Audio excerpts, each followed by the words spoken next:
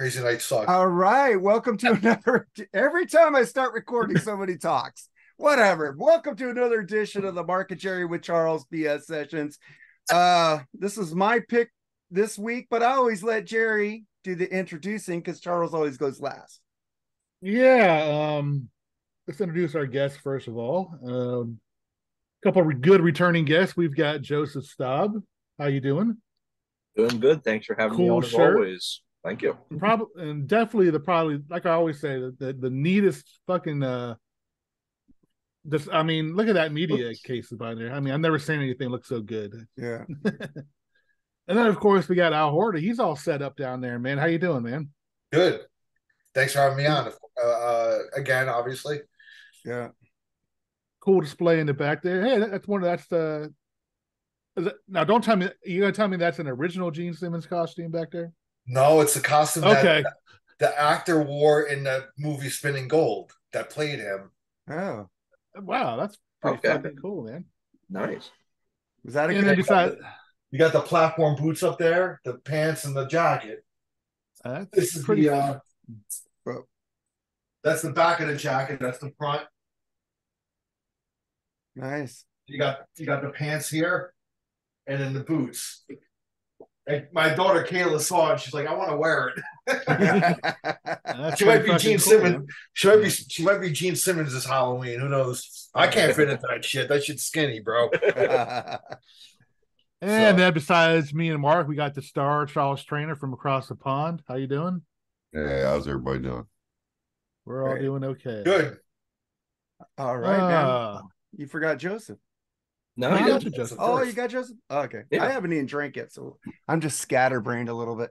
But we're doing our top 13 Kiss albums, including live albums. No soundboard, but solo albums, Kiss solo albums, because everybody says they're Kiss. And sorry, oh, you got your soundboards?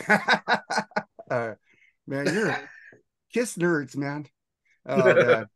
But Well, we're I'm gonna doing piss some off here soon. Oh man, I got Nate Bushy's list because I wanted him to be on here, but he's somewhere. But you could laugh at him and me a little bit, but his list I think you'll laugh at more. But I'm even laughing at some of it. So there you go. But let's get into some news. We haven't done like somebody who died in a long time, but this guy is like a monster of the midway, man. Dick Buckus, man. What do you think about that, Joseph? Yeah, I mean, huge for the Chicago Bears. I mean, that one of the most famous football players of his era. Huge name. I mean, there's awards named after him. Just huge presence in Chicago in his time, and definitely a huge loss for that community. I've seen already so much outpouring online of people talking about him, talking about his impact both on and off the field. Definitely will be a huge loss for particularly that community. Charles. What happened? Dick Buckus passed away. Oh, man, yeah, that's sad, man. Pretty old though, so He's Yeah, 80. he's 80. yeah. Full life, man. I Great play. swear he was in a movie somewhere. He's been in movies, I think.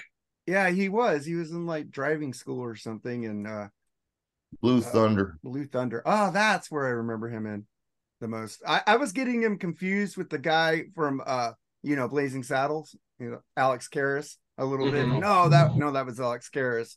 Yeah, Mongo. Mongo. Telegram for Mongo. Telegram for Mongo. Oh. So what do you think about that, Al?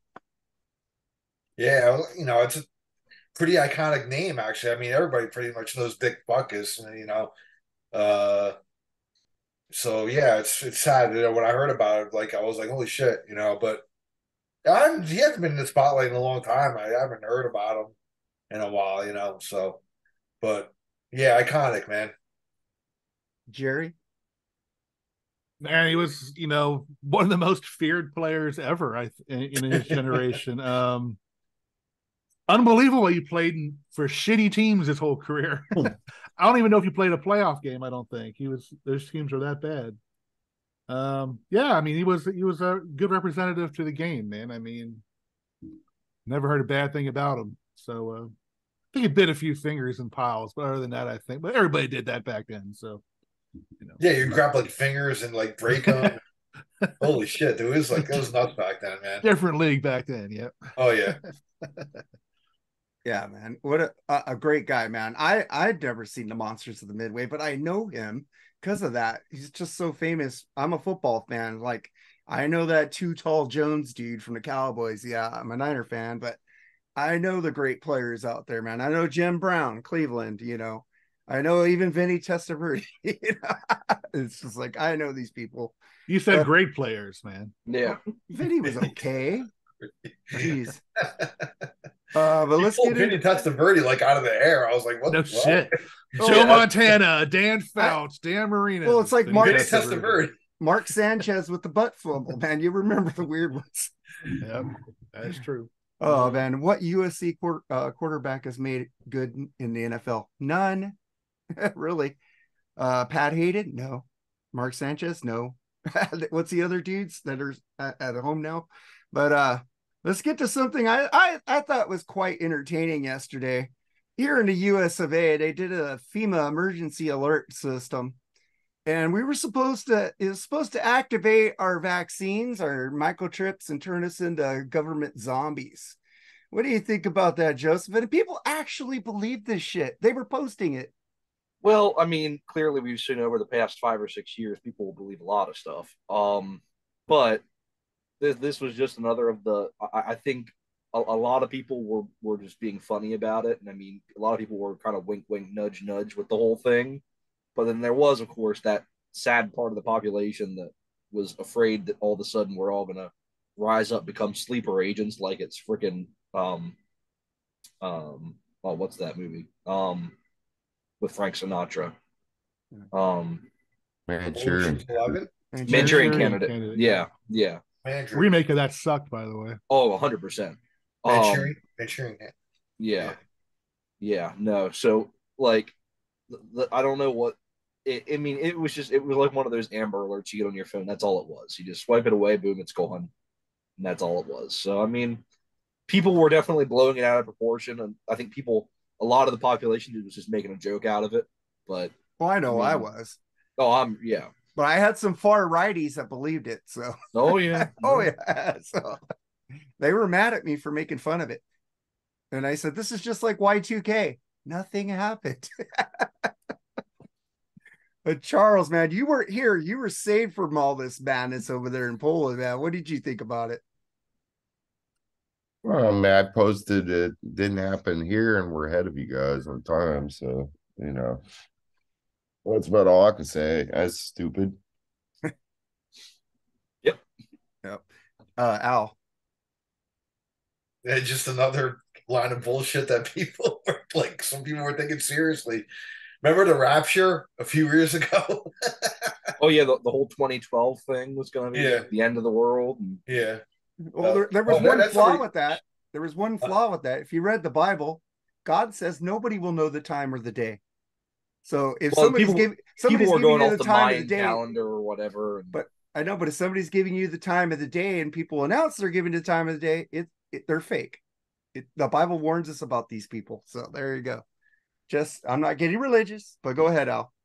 No, that's it. Like when I got the alert, I looked at my phone. I actually laughed. It was pretty funny. Oh yeah. My friend came over and turned off my phone, and I was putting it up to my ear so I could become a zombie. That would have been cool, bro. And he goes, "No, turn that off. It's stupid." And he silenced my phone. Oh, fucking Tony at work. But Jerry, what do you think about it, man?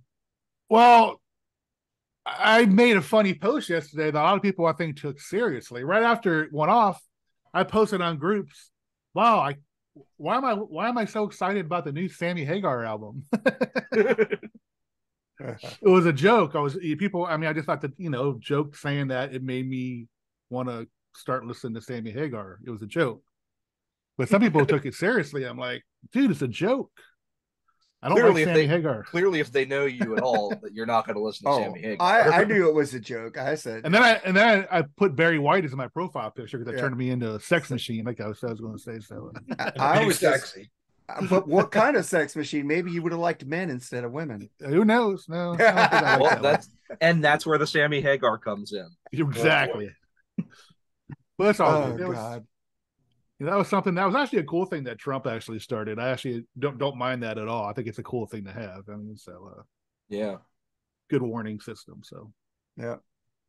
And then we get, I think this is so rock and roll that I got to talk about it, man. This married pilot snorts cocaine off a topless woman in a booze-fueled romp before a flight. What do you think about that, Joseph? Is this the 80s and 70s? I was gonna say, what is this, a beer run with Vince Neil? What is this? Like, that's I certainly hope it was not I didn't read all the details. I certainly hope that was not a commercial flight or anything. Well, they caught him before he did it, I think. Thank Hopefully. God. I already have a fear of flying. That's the last thing I need is to hear. oh, about I can't stand flying. Yeah, I hate it. that's the last thing I need is to hear about pilots getting coked up before flying. Nope. It's snorting cocaine I'll on a pass. girl's boobs. I didn't know they Yeah. still did that. It's rock and roll, but I still wouldn't want to fly with the guy. Oh, I know. Exactly. That is funny, man. Charles, man, you there? Yeah. There you go. Where He do just you had to think? change. He found a phone booth. Huh? Dun, dun, dun, dun. I Got a should have worn pie my to Ace put in Frehley the shirt. phone. Fuck, I fucked up. My bad. Go ahead, Charles. Sounds like my kind of party, man. That's what it's all about. Don't really fly anyway. I mean, just put it on autopilot. You're all right. Okay, and I was like, is this a real story? You know, I wonder if it came to if we could be talked down to fly a plane and land a plane. Do you think any of us could be talked down to it? Well, like an airplane, that was horrible. But he was already a pilot, so that was kind of cool. He already had the know-how. But he did fighter pilots. How could he macho grande? Just good shit. But Al, what do you think about it? Fucking dude's a rock star, bro. I mean, shit, man. I think John Entwistle went out the ultimate way, bro. You know, coke and whores, bro. You know, That's how he died? yeah. That was a heart attack. Oh, it was a heart attack caused by coke. But he was with coke and he was with hooker and Oh shit! I didn't know that, man. You learn something new every day. went out in a blaze of glory, man. Damn. You know, and this guy, you know, I thought it was pretty funny, dude. I mean, Oh yeah. in this world of like Me Too and all this shit, bro, it's like, you know, it's fucking funny, bro. He's like this. Yeah, baby. Motorboat in your boobs. It's great, man. Good for him. I seen that in the movie where they like snorted coke off their boobs, and then he just started motorboating her, and then he just went, yeah. Best one was Wolf of Wall Street when Leonardo DiCaprio. Oh yeah, that's what he did, right? He's blowing coke in the chick's ass, man, with a straw. Oh, Fucking hilarious, man. So Jerry, what do you think about that, man? Hey, you know what? It's rock and roll, like you said, man. You know. Yeah, I keep thinking of that scene in Almost Famous where they're in the plane and he's going, Peggy Sue, like it's going to crash. That's what I was thinking of. It's like, yeah, uncool, but cool at the same time. You know what I mean? Yeah. And then let's get to, I don't have too much BS tonight. A few more stories here. Ex-Guns N' Roses guitarist Bumblefoot on Chinese Democracy. It was a deep album with a lot of layers, Joseph. Well, that's one way of putting it. That is certainly one way of putting it. A lot of layers of overdubs, yes. A lot of layers of whatever drugs Axl was on at the time. I mean, I don't hate the album. I mean, I'll do my magic act. Got it right here. How the fuck do you do that? I don't hate the album. I like most of it actually. And I like a lot of the people who played on it. I love Buckethead. Bumblefoot, I think is great. I love what he did with Sons of Apollo afterwards. But yeah, I'd love to read a book about the making of that album because I just can't imagine just what was going on in the studio every time Axl would convene a group to come in, record a bunch of songs, then basically throw a hissy fit and fire everybody. Like I'd honestly love to hear from the people that were involved just exactly how insane a lot of that recording had to have been. Yeah, yeah. Charles, man, what do you think about that? Oh, it is. There's like a whole like 40,000 musicians on it. So he's Mhm. right. Their second best album, easily. And I love it. So I don't think he said something out of line. He's right. It's so many different players on that album. And maybe it adds to it, maybe it takes away from it for some people. I don't know. But I think it's an underrated album. Just got lost in the hype. That's it. Al, what do you think about that? I like the album a lot too, actually. And you know, it cost a couple million to make, didn't it? Oh, Yeah, at Oh, least. I think so. That's Yeah. why they've been on this on this lifetime tour for fucking what 10 years now. It's probably to recoup the fucking Slash expense, Yeah, and right. Duff are paying freaking Axel's bills. Oh yeah. dude. I'm telling you, man. That's probably why he had to probably do a reunion tour, man, to recoup the costs of this album. Well, he You wanted Izzy, but Izzy wanted equal share, and he said, "Fuck that." So Yeah, but I He would have loved deserves equal share. I would have Yeah. loved Izzy to have been a part of it, but yeah, no, it wasn't gonna happen, man. You know, it'd be kind of cool if like to kind of reinvigorate the tour, like if they did bring him in and what's his name back, the drummer, Steven Adler. Adler. Stephen Adler, and do I can like tell you from personal experience, I saw Steven Adler about 6 months ago. not to do the whole show though, but to do He like did two maybe like songs. a segment of Appetite, just do Appetite stuff, and then He couldn't stay in beat for one song. really He and his band were at a festival I was at earlier this year, he's that and it's bad. probably my third or fourth time seeing him, and he's usually pretty good. Like he has a solid band around him, and he usually sounds pretty good. He was out of it, and I don't know if it was his health again or what it was, but the dude was out of it. Yeah, Like he seemed messed up on something. I don't know if it was just. I know he's had health problems. He had a stroke a couple years ago, Yeah. but like I said, I saw him after the stroke, and he sounded great. And this year, he just something seemed off, and I don't think he could.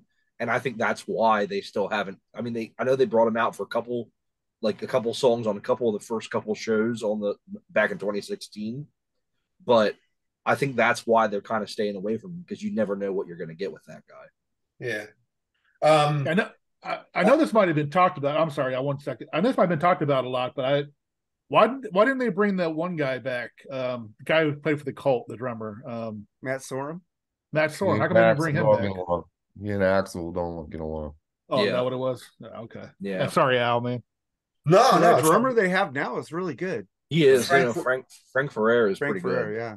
he's been with them since like the other. I guess even through the Chinese. Chinese democracy era.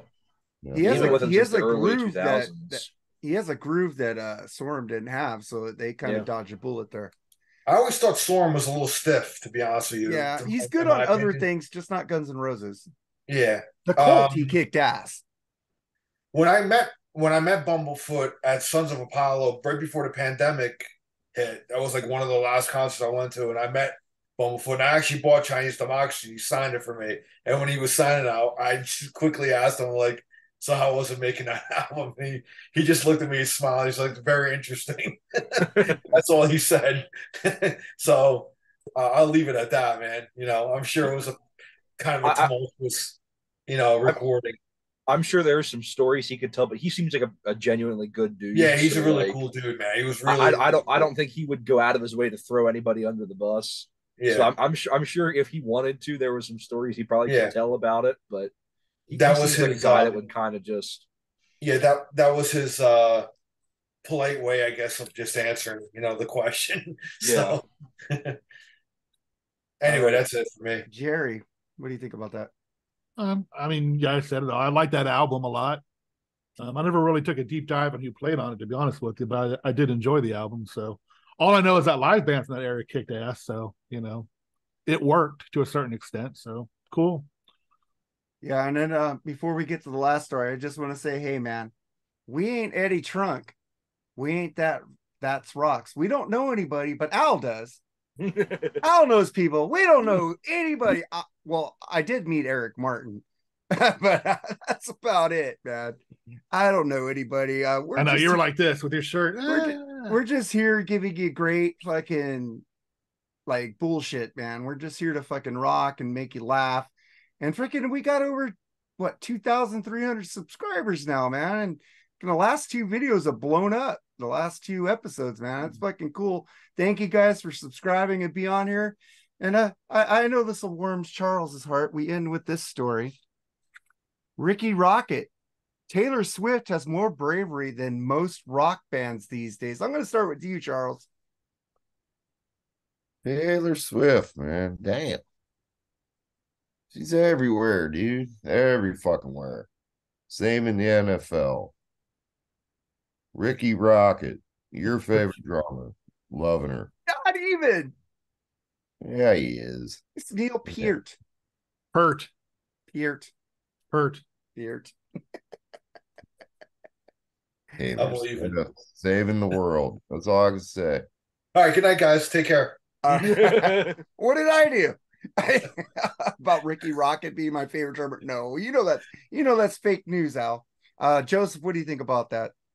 Yeah, no, like Charles said, I mean, she is literally everywhere. You can't go more than 10 seconds pop culture, anything without hearing about Taylor Swift, seeing Taylor Swift. She's on all kinds of freaking commercials for whatever that, like what credit card she's on the commercials for. Capital One. Capital One, she's on the commercials for them. She's at every freaking Chiefs game now, apparently.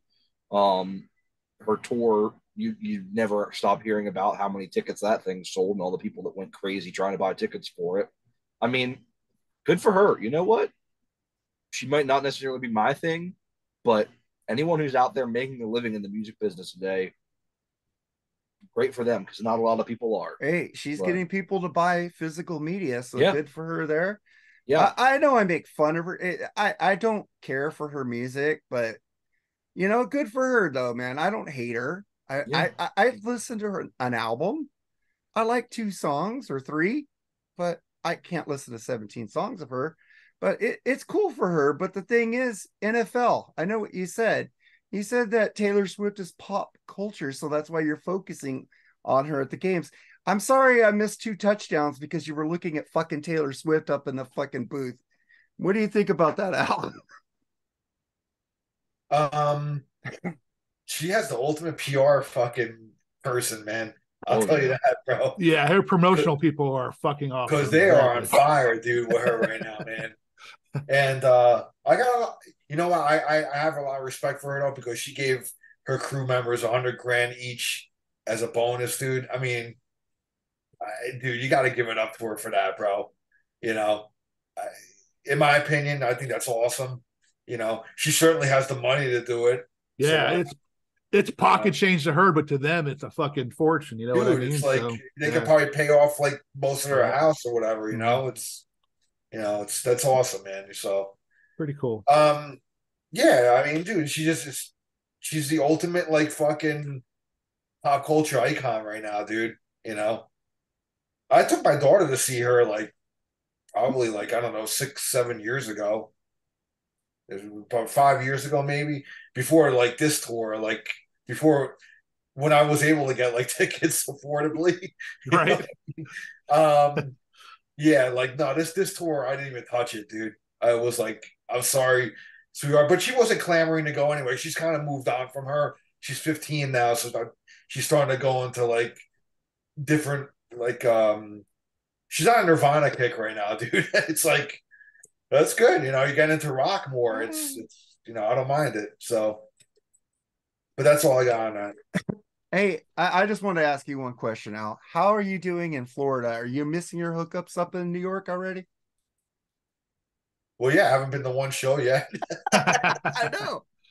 I am going to see George Lynch though in like 2 weeks. So can't wait for that. It's less than 2 weeks, like the 15th.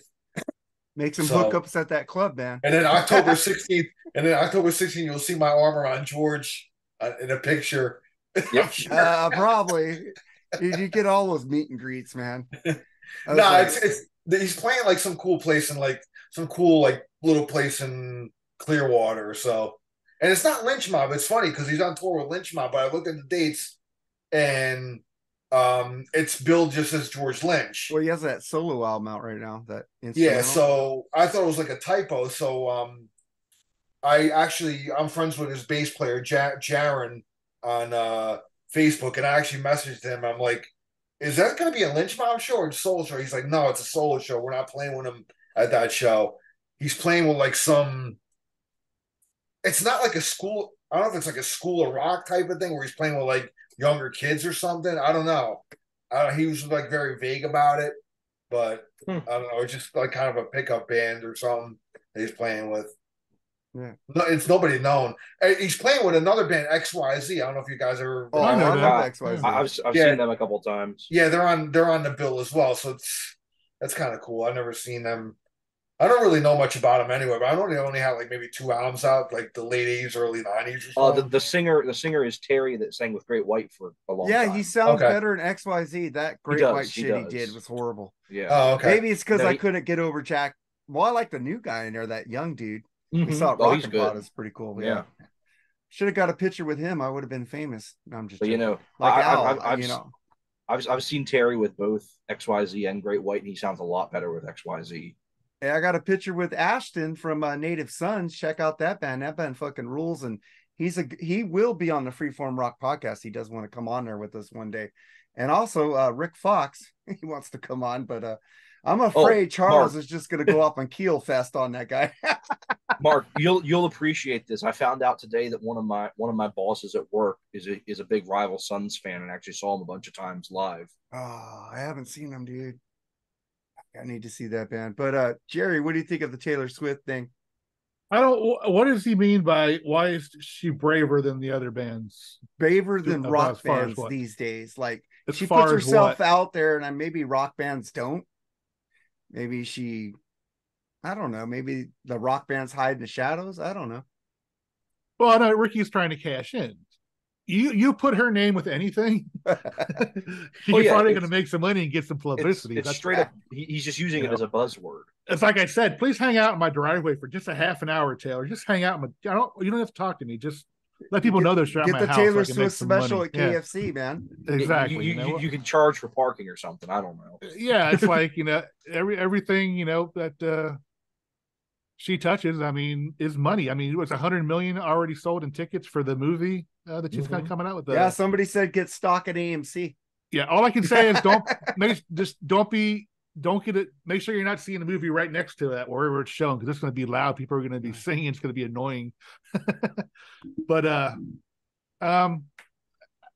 still don't know what they mean about that. But Taylor Swift is money.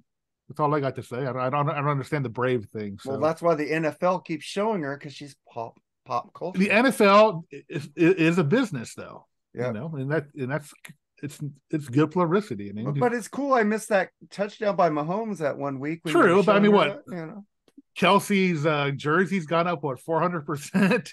He's got like 1 million more subscribers on his social media. He says they're not even together. They're just testing the waters. They're friends right now. I don't really give a shit about that. But How do I know this? I am getting a little kind of sick of the Taylor Swift Kelsey thing. But yeah, what can you do about it? It won't go away until she leaves him or something. Well, I posted that until she writes the inevitable song about him. She says she was seen with that porno dude, the hedgehog. What's his name? Ron Jeremy. Yeah, that was a real picture. Yeah, I know. But that's our BS. But before we get into BS, I did promise you guys in the thing. Bruce Springsteen Live 75 to 85 giveaway. We did have a winner last week. You need to give me your address so I could send you the Animal House. Trivia question to win this. Who was Bruce Springsteen's first wife? There you go. Answer that question. First one to answer wins that box set. Because I have a better, it plays well. All the vinyls are clean. It's just the box set is fucked up, and I got a better looking one now with the book. I actually do not know that answer. Oh, you don't? Oh, I do. No. She was hot back in the day. But let's get to our main attraction. Our 13 top Kiss albums, man. And we're going to start with you, man. What's your number 13, Joseph? Alrighty, so I have a fairly long rambling preamble here before I get into my list. First off, when we did our little pre-discussion here before this, I didn't realize that we were including solo albums. So instead of just entirely rewriting my entire list, I'm just going to hold up this great little album right here, say that it's the best album with a Kiss logo on it, and move on. So, Ace Frehley solo album, best album with a Kiss logo on it. I'm not moving my entire list around just to say that. So, just holding that up now as a little bit of a precursor. So, I'm going to begin my list here with a rousing rendition of one of my favorite facts about America, and that is that Kiss fans are crazy. And my favorite thing about that is that they are easy to piss off when you do the right thing. You see my post? So, in order to do that, I'm going to start by saying, in descending order of pissing off, Kiss Alive 2, not on my list. Ooh. The debut Kiss album, not on my list. Kiss Destroyer, not on my list. My number 13. So in the lead up to this on Facebook, Mark made a post announcing the episode here, and he listed 4 possible things that might happen in this show, and my list includes 3 of those, and there's one thing that will never happen on my list, and we all know what that one is. So my number 13, Monster. Oh, I freaking love this album. I mean, other than 1 or 2 songs, this is an almost perfect album. I like Modern Day Delilah. Is that on that one? That is not on this one. Oh, my bad then. Sonic Boom sucks. Okay, I like that song, though. That is the only good song. What is the opening track of that album now? Hello, Hallelujah. Yeah, I like that one. That's the one I like. Yeah. No, other than I'm not a huge fan of which one? Out of This World. Oh no, I like that song. A Tommy Thayer special. You like that one, huh? A Tommy Thayer special. Wow. Right. Oh yeah. No, I love that song. I hate the Eric Singer song, All for the Love of Rock and Roll. I hate that, and I hate the song Shout Mercy. Those are the 2 I really hate on this album. Other than that, I love every other song on this album. It's a great way. If this is the last album they put out, which all signs point to that this will be the last album that they ever put out, I'll be perfectly happy with that. All right. Charles, man, what's your number 13? Number 13 from 1980. That's the album that brought me to the dance. I know it's not their best, but it's my Heart Songs album. I love it. It's called Kiss Unmasked. I knew you were going to pick that one. Love Talk to Me, love Shandy. I mean, I dig the album, but again, I know it's not their greatest, but by any stretch of the imagination, but it's the one that I really gravitated to first. And for better or worse, by the way, and can't ever hate on that album just because of that. All right, Al, what's your number 13? My number 13, I'm actually going to go with Unplugged, the Unplugged album. I dig that album, man. I think it really shows, you take away the bells and whistles of Kiss and you really break it down to the raw, bare bones of the songs. It really shows that they had great songs, man. And Paul Stanley's voice, I thought his voice was incredible on that show, on that album. It was the catalyst of getting the original band back together. And, it was really cool to see like the 6 guys on stage at one point, and the set list was great, man. I thought like they picked like the right songs for it. And then again, like, doing it acoustically just shows, like, you take away all the bombast and all that stuff and just break it down. It just shows you that Kiss wasn't the gimmick, man. They had great songs to back it up. They wouldn't have lasted this long if their songs were shitty. Let's just put it that way. So I'm going with Unplugged. That's number 13. I play that album a lot now. In my later years now, I happen to throw that album on a lot. So I really dig that album, man. And I remember when MTV first showed it, it was pretty cool, man. I thought the stage setup was cool with the Rock and Roll Over like cover when you look down on the stage, and yeah, it's cool, dude.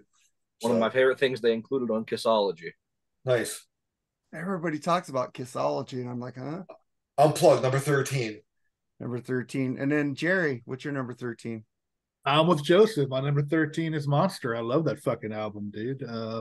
My favorite song on it is actually "Freak." But I mean, I love Hallelujah. I like that Fucking song.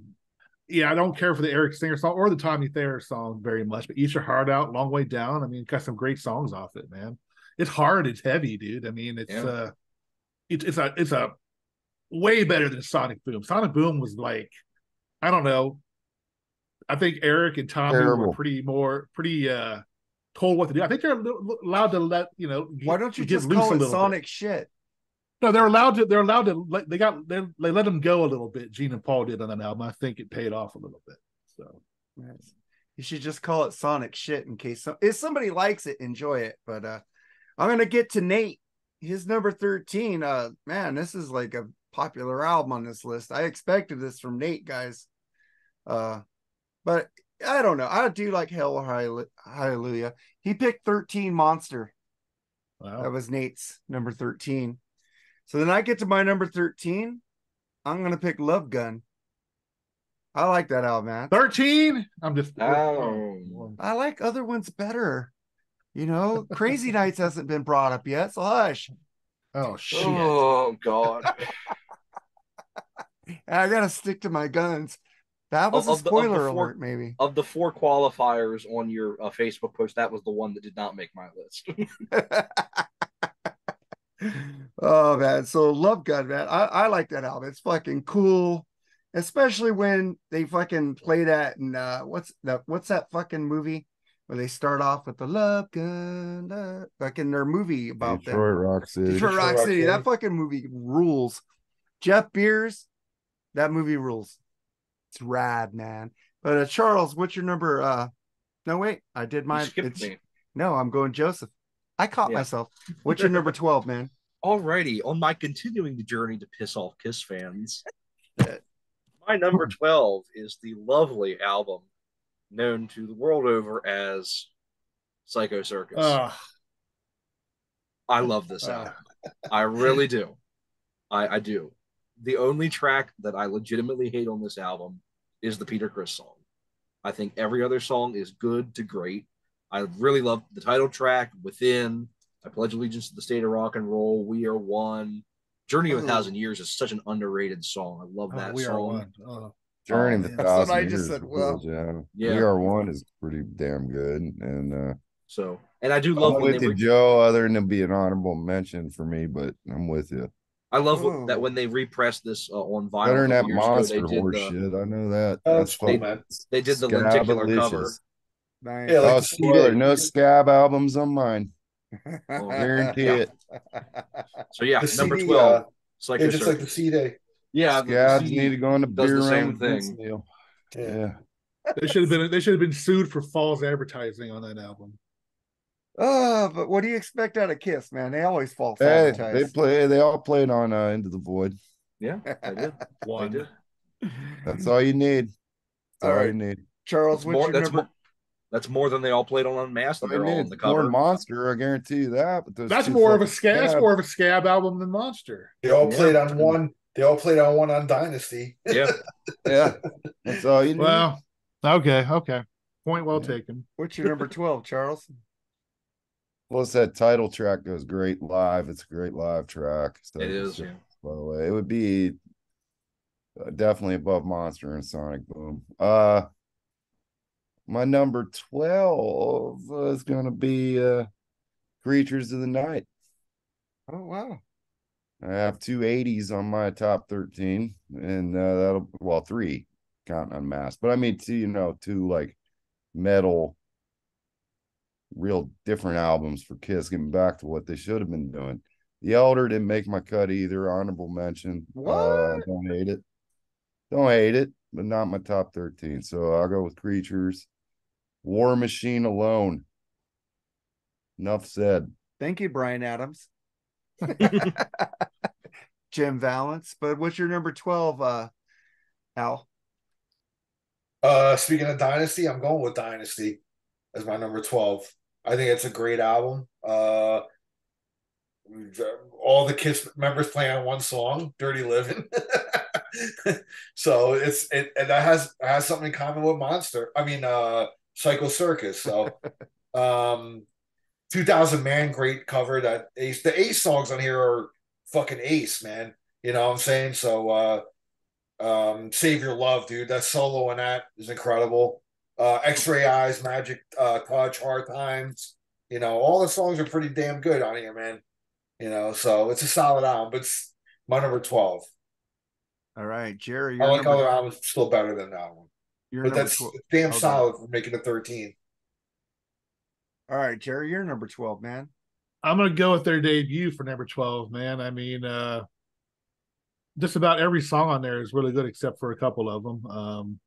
I think it was Joseph that mentioned. I don't know if it was you or somebody that mentioned how Deuce probably should have been the opener for that instead of Strutter. Yes. I kind of Yeah, agree with you I on did. that one. But I mean, that's where it all started for him. I mean, every song I think they've at least played in their set list the last 10, 15, 20 years, I think. Just about every song off that album they play or Except have played. Kissing Time. They never played Well, I Kissing mean, I know Time they got to live. play that shit. I get Why that. would they? But I'm talking about, 100,000 years, all this cool shit. I mean, what a great album it is. The double platinum versions, I think, are much better. But Oh yeah. I love that. That's why the 100,000 debut years. didn't make my list. I didn't care for how Black Diamond ended on the debut album, for how it ended on double platinum. Live, it's cool how it ends, but it just on the studio album just goes on. Burn, What burn. I was so used to the greatest hits versions that the first time I heard the actual Yeah. first album version, I thought I messed up my record player or something. I thought I completely blew up my record player. I'm like 10 years old and I'm like, oh, what did I do? What did I do? What did I do? And then I'm like, oh, this is how it's supposed to sound. But yeah, Oh. I mean, yeah, what a great album that was, man. All right. So we get to Nate's number 12, Animalize. I like that album. Might make my list coming up, but I like that album. They're pretty colorful, but it was a good album. I agree with him on that one. So that's Nate's number 12. And then my number 12, I'm agreeing with Charles here. Creatures of the Night. That album is really cool, man. I like it. It's a rocker. And what came before it was horrible. I'm just like, this is what they should have done instead of The Elder. I think if Kiss did this instead of The Elder, Ace would have stayed in the band and we would have had good Kiss music. I'm just saying. I don't Ace think is you my would've. favorite. I don't think you would have. You don't think he? No. If they went Drugs. rock and just skip trying to do a Pink Floyd album? It's because he was getting outvoted. Oh. Well, Ever since Peter Chris left, Gene and Paul always voted together, and he always voted against him. So Damn. Remember what you said, the good Kiss music's coming. Remember that. All right. Because I'm going to. We got your number 11, Joseph. Alrighty, so segueing directly from what you just said, talking about the greatest opening song lyrics of all time, from a far off galaxy, I hear you calling me. We are on an odyssey. My number 11, Yeah. Music from the Elder. Terrible song. Yeah. I guess a thumbs up for me, though. Yeah, no, I love this album. There's a couple songs I'm not a huge fan of, but no, just if this wasn't a Kiss album, people would give this a lot more credit. I think the songs are pretty tight, especially the Gene songs on this album. I think Gene was really good on this album, and then Dark Light, of course, is a great song. But Only You, Under the Rose, Mr. Blackwell, Escape from the Island, The Oath. World Without Heroes sucks. World Without Heroes is amazing. What? That's one of the best songs they ever did. I World told Without you Heroes that. is amazing. You made me listen to it, and and I said it sucked. I didn't like anything on there. Going to something Al said earlier, the unplugged version of World Without Heroes is freaking amazing. Yeah. It is so beautiful. Only But- thing Lou Reed ever wrote, I like. I completely agree. I completely agree with that. But no, my number 11, Music from the Elder. Love this album. Charles, what's your number 11? Number 11, I'm going with Lick It Up. My favorite 80s Kiss album and the last pure great Kiss album ever made from beginning to end. I even like the title track. A lot of people don't like it, but I do. Well, I love After that, song. it's all hit and miss. To include Psycho Circus, to include Well, I'm not gonna get into the ones I know you're gonna bring up, but even Psycho Circus, because that Peter Chris song, ooh wee, That's bad. Stanley getting revenge. If Oh, Peter 100%. death. So, yep. But I love Lick It Up, man. And I think it is better than Creatures, but that's just my opinion. So, All right, Al, you're number 11. This might be a little controversial being in my top 13, but I'm going with Carnival of Souls. I love Not that album. controversy at all. yeah, I love that Good album. I know it's their grunge album, but it's not. It's just it's a heavy ass album, dude, and I love it. I mean, Hate opening up. To me, it's such a Gene album, dude. Like Evil Gene, like I love a lot of their songs I on like there. that album. Yeah, and Jungle's a great song. I remember hearing Jungle for the first time. I was like, wow, that's pretty cool. I think my friend had a bootleg of that before it came out, but the quality was pretty poor on it. But I remember you got the gist of like how heavy it was, from That's listening. okay. The quality didn't get much better on the official release, so Yeah, but it was a lot clearer though. It wasn't like a fifth generation tape or whatever. that you're true. Yeah, But no, so I love that album. yeah. And I love the Bruce Kulick song "I Walk Alone" that ends the album. I really dig that, and it sucks that like finally they gave him like a vocal and I they know. gave him the walking papers at the same time. Here's your pink slip. Yeah.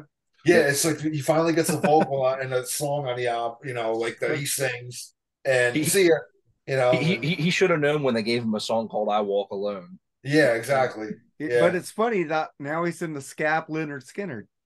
No, Grand he's Funk. in, No, Grand Grand Funk. Funk. Okay. Grand Funk. Yeah. He's been in Yeah, there Mark for a while Farner now. does his own thing, right? Yeah. Yeah. Yeah. Going back to the album "Seduction of the Innocent," that's a great one. Again, I love like a lot of the Gene songs. Some of the Paul songs are okay. The song "Rain" is just a complete ripoff of Alice in Chains. Oh yeah. Yeah. I mean, even It's that good though. It's good. Didn't But, Toby Wright produce that? Toby Wright. Yeah. Yeah, from that produced Alice in Chains. Chains, yeah. Yeah, so but yeah, I'm going Carnival of Souls number 11. I love that album, man. So it definitely made my top 13. Okay, but Bruce Kulick is in a Scab band still.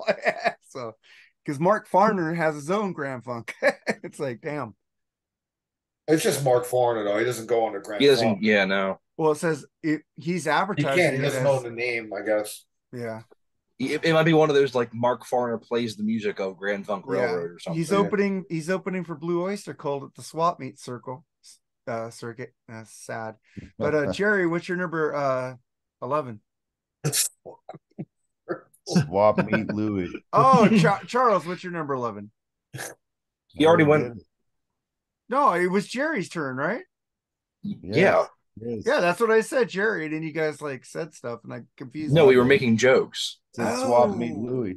Swap Meet Louie. Jerry, so what's your number 11, man? Yeah, my number 11's Lick It Up also, man. I think it's a cool fucking album, dude. I mean, the title track, you can say what you want. It's a good tune, but, it's not the best on the album. Exciter, Not for the Innocent, great tunes on it. Even All Hell's Breaking Loose is okay, kind of. It's kind love that of weird. song. It's like the only one I don't like. Yeah. But yeah, it's whatever. The chorus is cool. Guitar is great. Fits but like what a glove. be this and what be that? Yeah, why you gotta look like talk that? like that? Nah, man. And on the eighth day, hey man, I am cool. I am the breeze. What album is Burn Bitch Burn on? Animalize. Oh, okay, yeah, that's a great song. That video for all Mark Dolly loves that song. Mark Dolly loves Bitch that Burn is awful. That video for all Hell's Breaking Loose, man. That was funny as fuck. Vinnie Vincent looked like he's beating somebody up. Yeah, right. I'm putting in something for Mark Dolly, so I want to see if he's actually watching. Mark, Burn Bitch Burn, got to mention bitch. So go ahead, Jerry. Sorry. Yeah, I mean, it's loaded with great songs. Dance All Over Your Face. I mean, it's just got some great fucking killer tunes on it. Even got a fucking solo from Exciter from Rick Derringer. Yeah. I mean, it's a cool album, man. I mean, I like it. I think they should put their makeup back on. They weren't a very attractive bunch, but who am I to judge? Well, they look bad. Yeah, I was kind of like, oh, Vin, fucking make it back Paul's on, dude. okay. It's just Gene is fucking scary looking. Well, this is before Gene cut. This is at least before Gene cut all of his hair off. Yeah. Man, the B. Arthur years. Yeah. All right, man. Charles, I don't know if you're gonna interrupt on Nate's pick, because you put something against this album earlier today in the group. Nate's number 11 is Hot in the Shade. That's exactly why he's not on here, and he shouldn't be. You don't know shit. Damn. That got rough real quick. Come on, Hot in the Shade. Jesus Love you, Bushy. Christ, man. Come on, dude. Oh, so that means the other one is higher than that one. Oh no. Yeah, I know Oh, it is. no. I already know it is. It's some shit-tastic fucking shit coming here. This is some of that great music after The Elder. Mhm. Probably Chris Jericho. Yeah. One of Chris Oh, Jericho's yeah. favorite albums. So. Oh yeah. When you look at that quarantine band he made. That fucking thing, dude. Silver Read My Spoon. Body. Oh, I like 9 of the songs. Just terrible. How? Good Lord. It would have made a 9 of good them? 9 songs. Hide Your Heart. Hide Your Heart's terrible. I like kind of Rise to it. That was all right. I like Mark, Rise I to like Betrayed. I like Mark, Betrayed. I I like can't Hide name Your I like Heart. I like Boomerang. I like Boomerang. I thought that was Hey, a cool it tune. isn't on my list, okay? So give me credit for that. It's not on my list. It's all right. Mark. All that Cinderella shit in the beginning. Yeah, I agree. Yeah. It's not an can't- album I go and listen to, but I like a lot of the songs off of it. I can't even name 9 songs on that album, much less enjoy 9 songs on You that should go album. listen to the me and Lee did a review on this album. Maybe go listen to it. It's pretty cool. I liked it. But god dang. Ugh. So Bushy, you got really reamed on that one, dude. Drink some more moonshine, man, and have some fun, brother. And then mine are... He likes it, but damn. Good Lord. Yeah, right. I know when I saw you make that post today, Charles, like, oh, Bushy's gonna get shit right now. Then I get to my number 11, Asylum. Thinking, what a colorful album. Yeah, right. Yeah. But I like that one. It's hard as I like it fuck. too. I like it. I like it too, but not. It ain't in their top. It's not on my 15. list, but Yeah. I It's like good. Asylum. Yeah, It's probably nice- definitely the worst outfits of any Kiss era. Oh, that was deep B. Arthur years. Yeah, Oh, yeah. Paul was really, really Richard Simmons in it up on that deal. the little Yeah. Yeah, Richard It's Simmons neon. is funny, Lots- man. Come on. lots of green and pink, and Gene looked horrible. Like he Paul- literally did look like he was in the Golden Girls with the shoulder pads and all that. But the music on the album, that was a reprieve. That was a Mhm. pretty decent album between turds, yeah. like massive turds Yeah, all around. yeah. That was The one after that. The one after that was fucking terrible.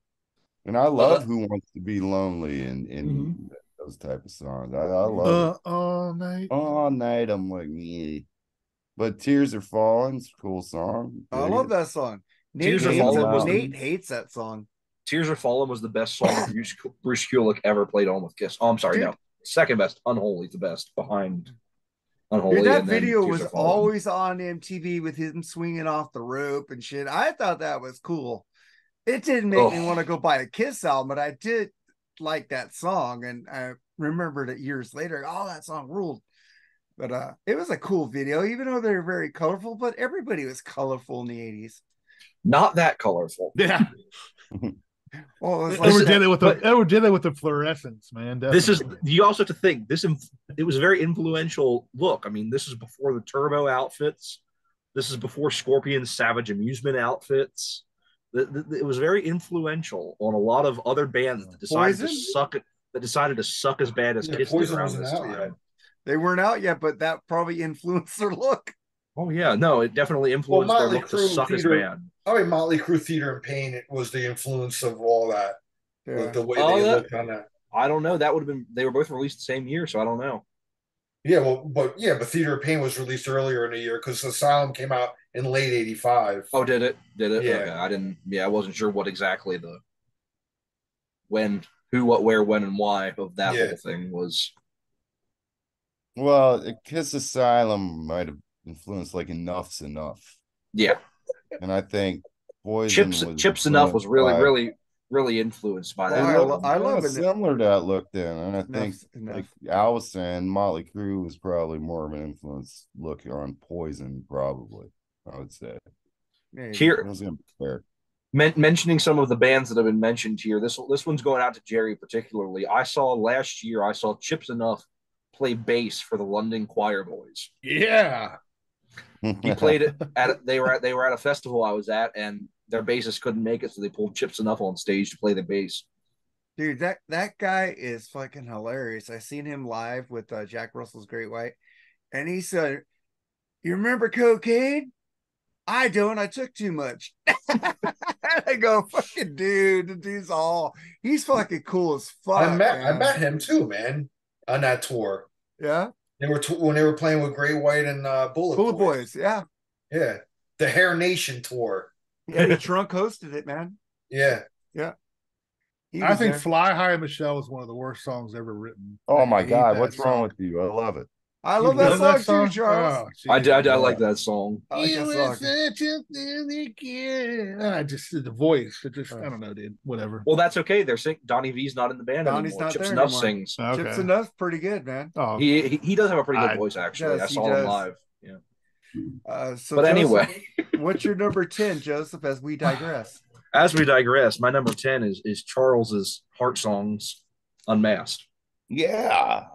Yeah. Um, I love this album. Other than a few songs, I mean, the album closes on one of the worst Kiss songs ever. You're All That I Want. Awful song.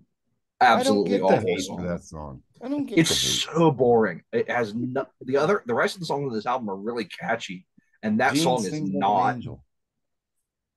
okay. Yeah, I think the to song me, sucks. I get it. Easy as it seems is that of course I'm reading the famous Kiss altered track list on the back of the album because the songs were never in the right order on the back of the album. Easy Yeah. as it seems is that you Naked City's one of the best Kiss songs ever written. Shandy, She's So European's a little iffy. Talk to Me, Tomorrow, Torpedo Girl, Two Sides of the Coin, What Makes the World Go Round.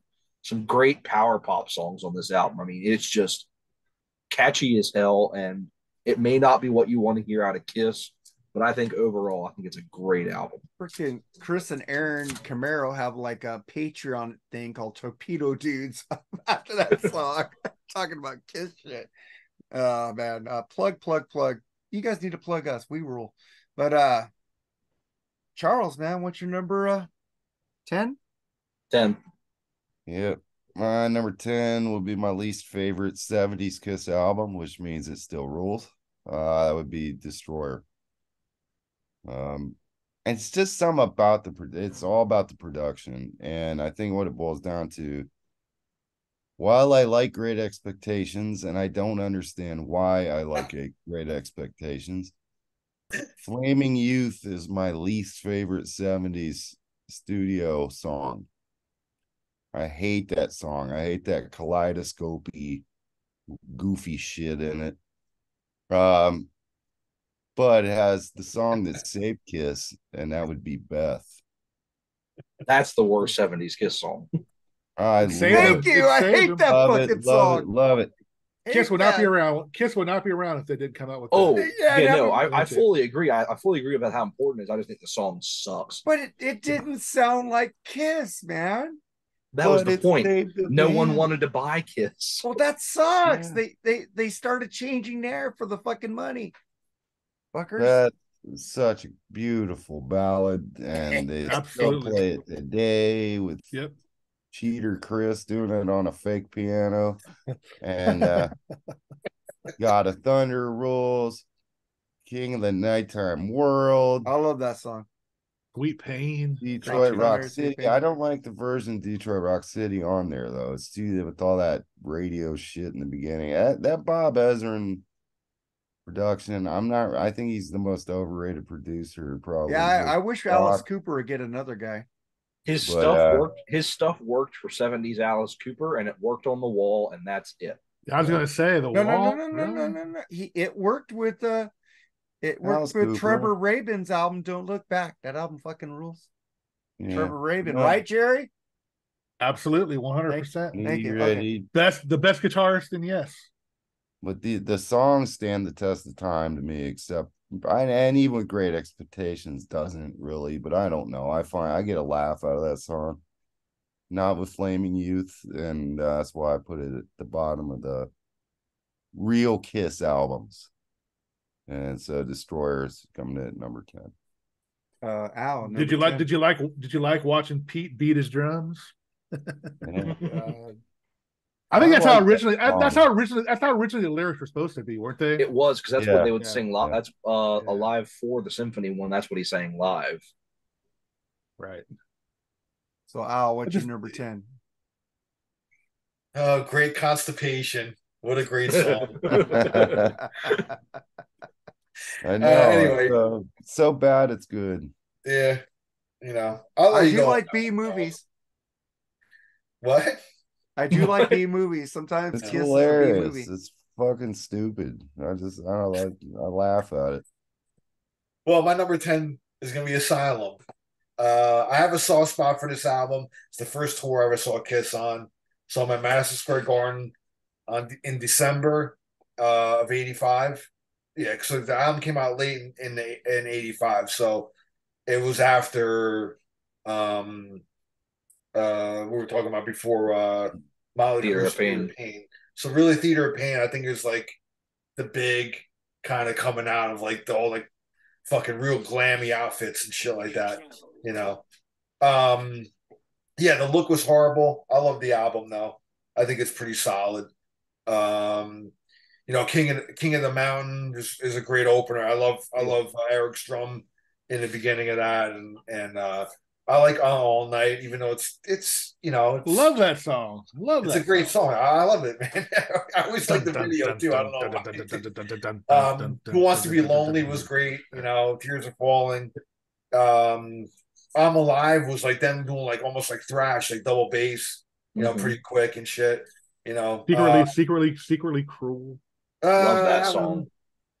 That one, it's I'm kind of iffy on that one, but it's a solid album though. I think I like about 80% of the album. So, but it's a good one. I have a soft spot because it's actually, yeah, like I said, it's the first time I saw Kiss live, and then it's actually that and Animalize were really the first Kiss albums I ever really had. Actually, you know, because my older brother had them on cassette, so it was really the first ones I really listened to a lot. I knew Kiss before that, you know, obviously as a little kid, but as a little kid, they weren't like my favorite band or anything like that. I didn't really have anything by them, so you know, then I went back and listened to the '70s stuff, and that was the shit.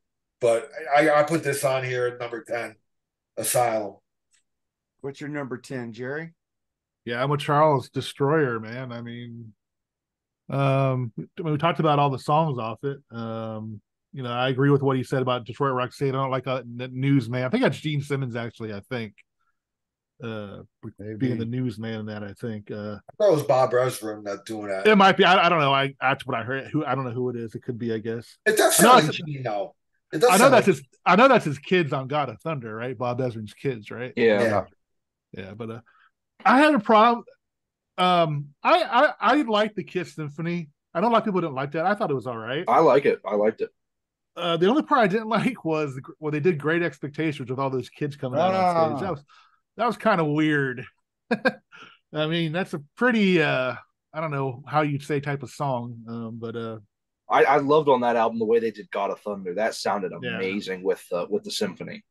Yeah, but other than that, I know it was Beth. I love fucking Beth, dude. I don't care what anybody says. It's the fucking song that kept Kiss alive, man. It's a fucking beautifully written song, beautifully sung by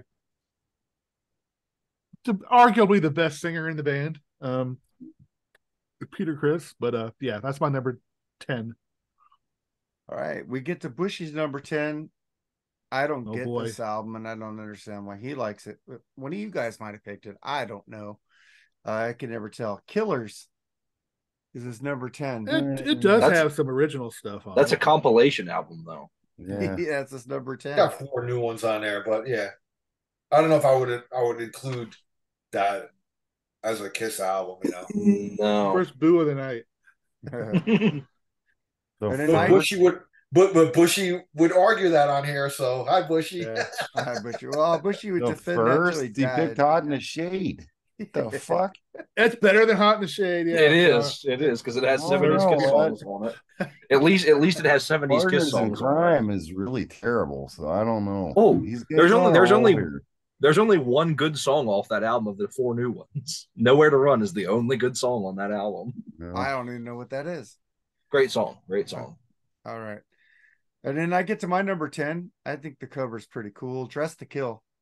I like I like a lot of songs off this, but I think they did it better live or with Studio Magic live. But Dress to Kill is my number 10, and we get your number 9, Joseph. Already, so I'm officially out of the trying to troll Kiss fans phase of my list. Oh, that was fun. I know it was a fun little part of the list. It was. But I'm into actually great Kiss albums. Nate will now. take over for you, probably. I know clearly from the last pick, he's definitely on that little bit of a kick. But Rock and Roll Over, absolutely classic Kiss album here at my number 9. Probably, I mean, this one kind of fluctuates a lot. Sometimes it's higher on my list. This is probably the lowest it'll ever get. But I mean, it definitely fluctuates around my top 9. But I mean, just great stuff on here. A song that would have been a hit for literally any other band than Kiss, Hard Luck Woman. Amazing track. Making Love, Take Me, I Want You, Calling Dr. Love, Baby Driver, Mr. Speed. Mr. Speed's probably my favorite song. I like album. Baby Driver. Love Mr. that track. Speed rule. But yeah, just amazing album. And the cover is just absolutely iconic to the point where it was my favorite Kiss cover, man. Yeah, it was the ground cloth they used for the Unplugged session. I mean, it's just an absolutely iconic cover. I mean, you see Kiss, this is what you think of when you think of Kiss. Yeah, actually, those 3 albums, Destroy Your Love Gun and Rock and Roll Over, probably have the best covers. Oh, 100%. Back to back. Yeah. Pretty cool. That guy passed away. Did those covers, right? Yeah, Ken Kelly. Yeah. See, I know stuff sometimes. But Charles, what's your number 9? Number 9, we're going back to the beginning with the debut album, self-titled. And I even love Kissin' Time. The only one I'm kind of iffy on is Love Theme from Kiss. That's because Acrobat was a superior song. That was a cool jam. I wonder why they cut that. That was a cool jam, man. I don't know, but I'm still waiting for a pure, really good version to be cleaned up and put out. It's not a box set. Yeah, but it's still raw sounding. I mean, I don't know if they have a great recording of it. There's a lot of raw demo or like studio or people recording out in the crowd type of recordings, but love Acrobat. But it's Love Theme from Kiss, so I think that's about the weakest. They took the most boring part from it and put on the album. That was the thing about it. It definitely seems like it was a record label kind of thing that made them cut it.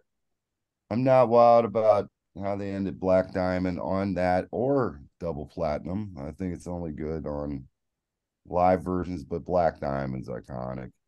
Great. It's like a greatest hits album, that debut, really. So number 9 is the debut.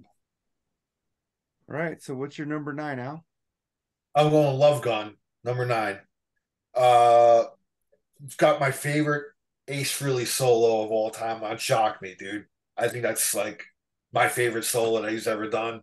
That was the first song that he sang on a Kiss album, and it's one of my favorite songs there. I Stole Your Love, great opener. Christine 16's kind of creepy nowadays. It is, right? I love Plaster Caster, man. I do too. That's a good song. I like it. Yeah, and the unplugged version was really cool. You know, Almost Human, great. Hooligan, kind of cool. Peter. I didn't like the only thing. Then She Kissed Me at the end. It was kind of like, nah. It that was kind of the misstep of the album for me. But Title track obviously is classic. So yeah, Love Gun, man. I played that a lot back in the day. But as far as like the second wave of Kiss albums, like I call the first three like the first wave. After Alive, you got, like the second wave of the originals, and then that's kind of slipped down for me as like my. Well, actually, no, Destroyer would be my least favorite. And if you notice, if you're gonna notice, that might not even be on my list. But Love Gun is kind of right there, below it. So right above um, uh, Destroyer for me. If I was gonna rank just the '70s album, '70s album. So anyway, Love Gun. It's still a great album. A lot of great songs on it. Yeah, man. That's why I let you guys talk. I'm a casual Kiss fan, so that's why when I make my picks, I don't talk too much about it and just move on. But Jerry, what's your pick for number 9, man? I'm gonna go with Dynasty, man. I love that fucking album. Like I said, the 3 A songs we talked about earlier, but I don't think he mentioned probably one of the greatest Paul songs, and Sure Knows Something, man. I love that fucking song, dude. Great fucking song. 2000, man. Better than the Stones. I don't really care for the Stones version too much, so that's an improve. The Stones version sucks. Yeah, I mean, I love the Stones. Dirty Living, X-Ray Eyes, fucking just great fucking tunes off that album. I love it. That's my number 9. Well, Nate ain't gonna get no shit for this album because you guys are somebody already picked it. An honorable mention. Psycho Circus is his number 9. So he ain't getting shit. Maybe he might not get any shit, but there was one album he'll probably get shit for. The other albums I think you guys will like. Just a little preview there. And I feel like we all know what the one he's gonna get shit for is gonna be. I think Mark's gonna mention it too. Mark might get some shit too. Because he did put it above a certain album already. So we get to my number 9, which is Ace Frehley's solo album, New York Groove, man. I hear that song a lot in a lot of like TV shows, and that song is getting a lot of play lately. I don't know if you guys have noticed that, but it's a fucking great album. That's the only solo. I like Ace. I got an Ace. I've said this a million times from Frehley's Comet, Rock Soldiers. I like that song that he was saying he was a fuck up and he got fucking help. I thought that was cool. And I like the fucking whole album. So I go, oh yeah, I remember Kiss, that Dr. Love song that I used to fucking listen to. That was it. But I like Kiss because of Ace. So when Ace is gone, it's kind of, it's hit and miss for me. But I do like a lot of like Vinnie Vincent shit and stuff like that. So that's my number 9 is Ace's solo album. Joseph, what's your number 8? 7. Well, Mark, you already just knowing the rest of your list, you've already denied the existence of science because, as I said, the Ace Frehley solo album is the greatest album with a Kiss logo on it. I don't believe in science, man. And considering what one of your top 8 is, I'm not going to be happy with you. Alrighty, so moving on. My number 8, an album that's already been mentioned on here, and that is Dressed to Kill. I freaking love this album. I think it has the best production of any of the first 3 albums. It's the closest they got to a really good production. Look at those floods. Look at those floods. Look at those floods. I picked that album. Those suits are those suits. I said that's a cool fucking picture. Yeah. But no, suits. That's why. Of the first 3 albums, this is the one that has the least songs on Alive, which is funny because it was recorded on the Dress to Kill tour. But I mean, I think that there's a lot of songs on here that fit so well in the studio that they just sound like great, quick studio songs. I mean, Room Service, Two Timer, Ladies in Waiting, Getaway, Anything for My Baby, Love Her All I Can are all songs that were not on Alive. And I think they all sound amazing in the studio. And then the songs that are on Alive, Rock Bottom, Come On and Love Me, She, and Rock and Roll All Night, they are a few of the only songs that I think the studio versions really stack up to the Alive versions. I think particularly Come On and Love Me sounds better in the studio than it does on Alive. Really? And I think, yeah, I love the way that it sounds in the studio. But I think just overall, it's a very tight, it's a quick album, it's a short album, and I think it's if I reach for a 70s Kiss album, more often than not, it's this one that I reach for. just because it's a great, just quick in and out listen, and it's a different kind of vibe to any of their other 70s albums. Damn. I did pick that album. So, Charles, what's your number 8? Number 8 is Hotter Than Hell. Strange Ways, the greatest Ace Frehley solo committed to tape, in my opinion, and Ace Frehley written song as well. Peter Criss is ripping on it. Again, I think with the debut and Hotter Than Hell, Kerner and Wise's production was just horrid. And I know people say, well, it adds to the charm of these. I mean, I don't know if it does, but I think it works on Strange Ways. It works on some of the songs. The other ones, it kind of hurts. But it'll all segue into what's the greatest Kiss album ever, in my opinion. I guarantee you. But Hotter Than Hell is a really cool album, but the production is a little too murky for me. But the songs are there. Totally. It sounds like we're going to share a number 1, Charles. Yeah, believe so. All right. And then we get to your number 8, Al. My number 8 is going to be Rock and Roll Over. I Want You to start off the album. Great song. Take Me. I always dug that song too. Calling Dr. Love. Ladies Room. Love Him and Leave Him. I love that Ace solo on that song, man. He fucking rules on that solo. I mean, he rules on many of his solos, but that's one of my favorite Ace solos too, man. I love that solo. Yeah, again, Mr. Speed, man. A song that I really wish they would like play live, like when I seen them the last few times, but they didn't. I don't know if they ever pulled that out, man. Do you guys know? They did on the cruises a couple times. Okay, the cruises, yeah. But I haven't never been on a cruise, so the Kiss cruise, I mean. Yeah, Hard Like Woman, kidney like, for that. What? Probably need to sell a kidney for that, right? Yeah, that's why I don't go. I'll say I think it'd be cool as hell to go on that, to be honest. It would be cool as hell to go on it, but I mean, it's so much money, dude. Like, I don't know. All those are the Monsters of Rock cruises. All those things are really fun. We just need better jobs, man. Yeah. So I want to go on a Monsters of Rock cruise, man.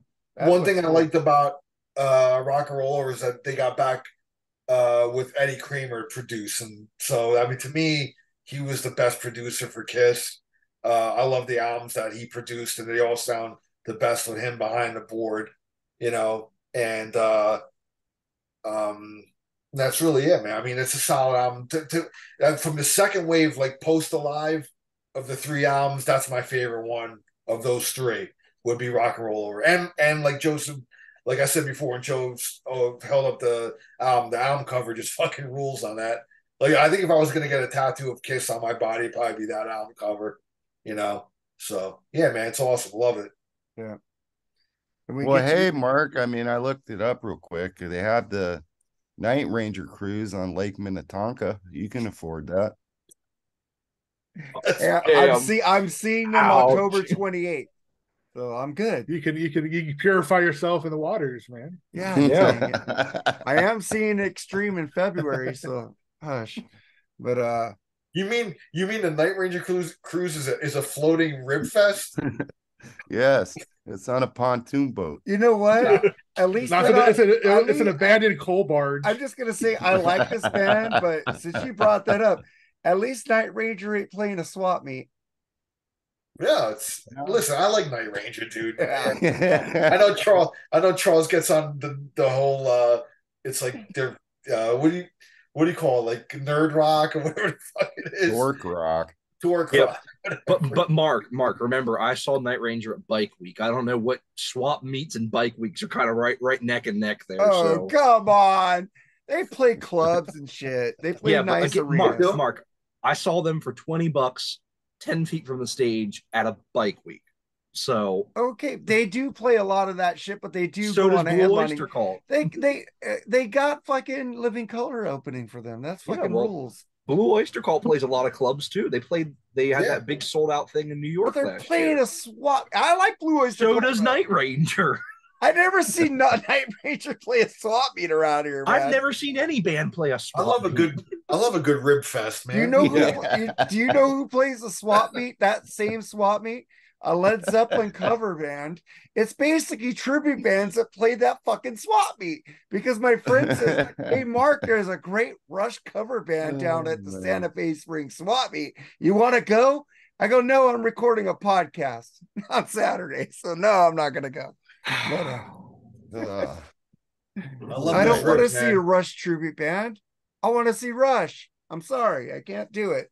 Well, But I did see see. I've seen a few decent Rush cover bands on YouTube, man. So there's I would see a Beatles. good ones out there. I would see some Beatles cover. There's some good ones there's some good ones around here, man. Yeah, they got one called Abbey Road that plays here a lot. They're all right. I can't remember their name right now, but let's get back to our list, man. Let's digress big time. So, was it your? Who just went? I just did Jerry's. Okay, Jerry, it's your turn. Number 8. Yeah, I'm gonna go with Dress to Kill, man. I fucking love that album. We've all picked that so far. Yeah, it's a cool fucking album. You talked about all the songs off it already. She was an improvement over the Wicked Lester version. I didn't care for the Wicked Lester version. Had flutes or some shit in it. I can Yeah, no, it was a freaking Jethro Tull song. Don't talk about flutes. You're gonna trigger Charles here. I mean, and Rock and Roll All Night. What an iconic fucking song that ended up being, dude. Man, it's a fucking anthem, dude. Great fucking album, dude.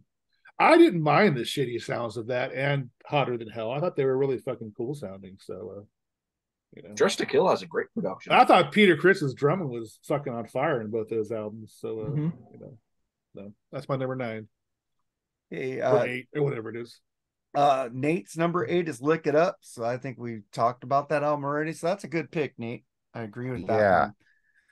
Yeah. And wait, what was Nate's? Lick It Up.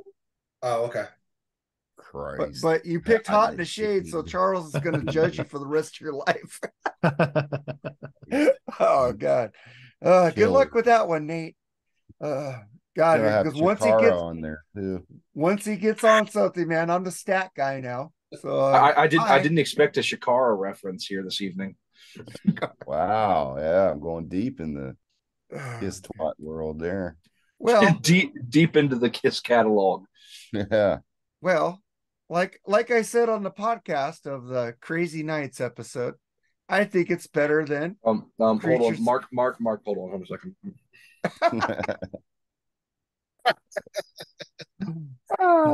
That sucks. Like I said, I think it's better than fucking Creatures of the Night, and I'm not a hypocrite.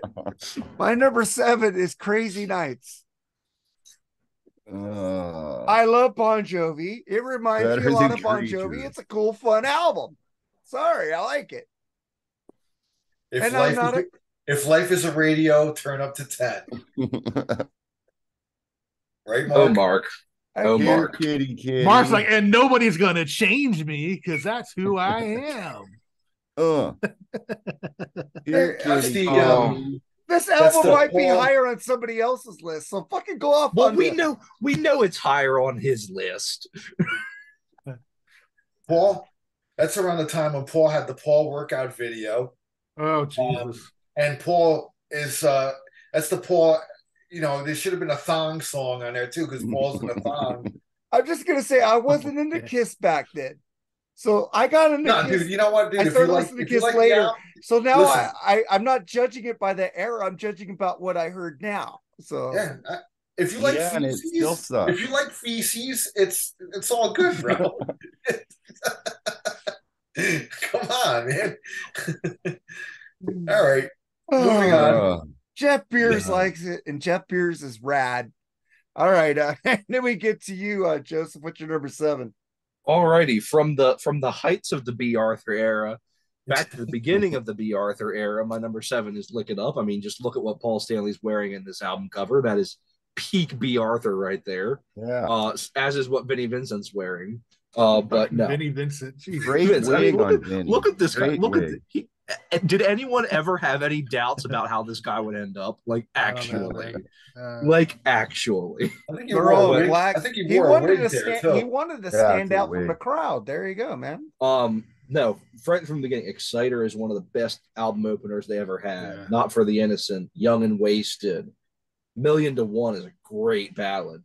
Fits Like a Glove, and on the 8th Day, Dance All Over Your Face. I'm a little iffy on the two kind of hits. I like that, like Charles said, I really like the chorus and the guitar work on All Hell's Breaking Loose, but the verses are a little iffy. And if I never hear the title track again, I won't be upset. Yeah. So Charles, what's your number 7? It's gonna be Alive too. My first live album.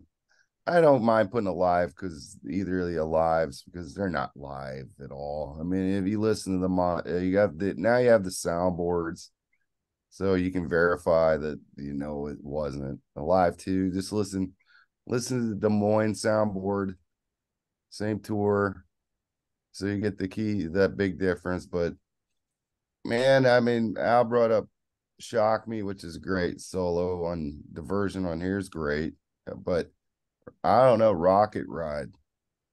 Wowee, buddy. Is that some fucking killer work right there? Yeah, that's another great one, man. I mean, that's just fucking iconic. Whew. And Larger Than Life is killer.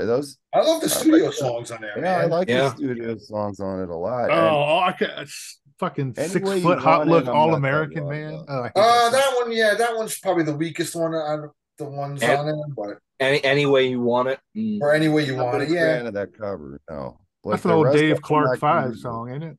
Yep. Yeah, it is, but it's not a very good cover. But I think it's interesting how they changed some of the track listings from the actual gigs, like the order, but they didn't start with Detroit Rock City on that tour, but I mean, whichever.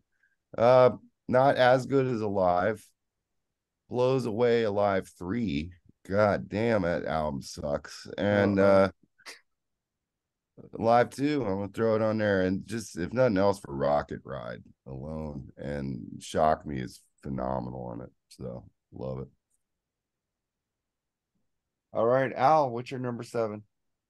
Creatures of the Night will be my number 7. Michael James, I was talking about Eddie Kramer before. Michael James Jackson's production on this is just absolutely fucking thunderous. It's one of the best drum sounds ever on an album, man, bar none. And that's Eric. To me, this album is Eric Carr's shining moment with that band. Even Lick It Up was great. Had a great production as well, but I think this one trumps Lick It Up's production. I think it just has more. Just more thunder to it, But Creatures of the Night, Saint and Sinner, one of my favorite Gene songs on there. Love that song. I Love It Loud's it's a good anthem for them. I remember seeing that video for the first time on MTV when I was a kid.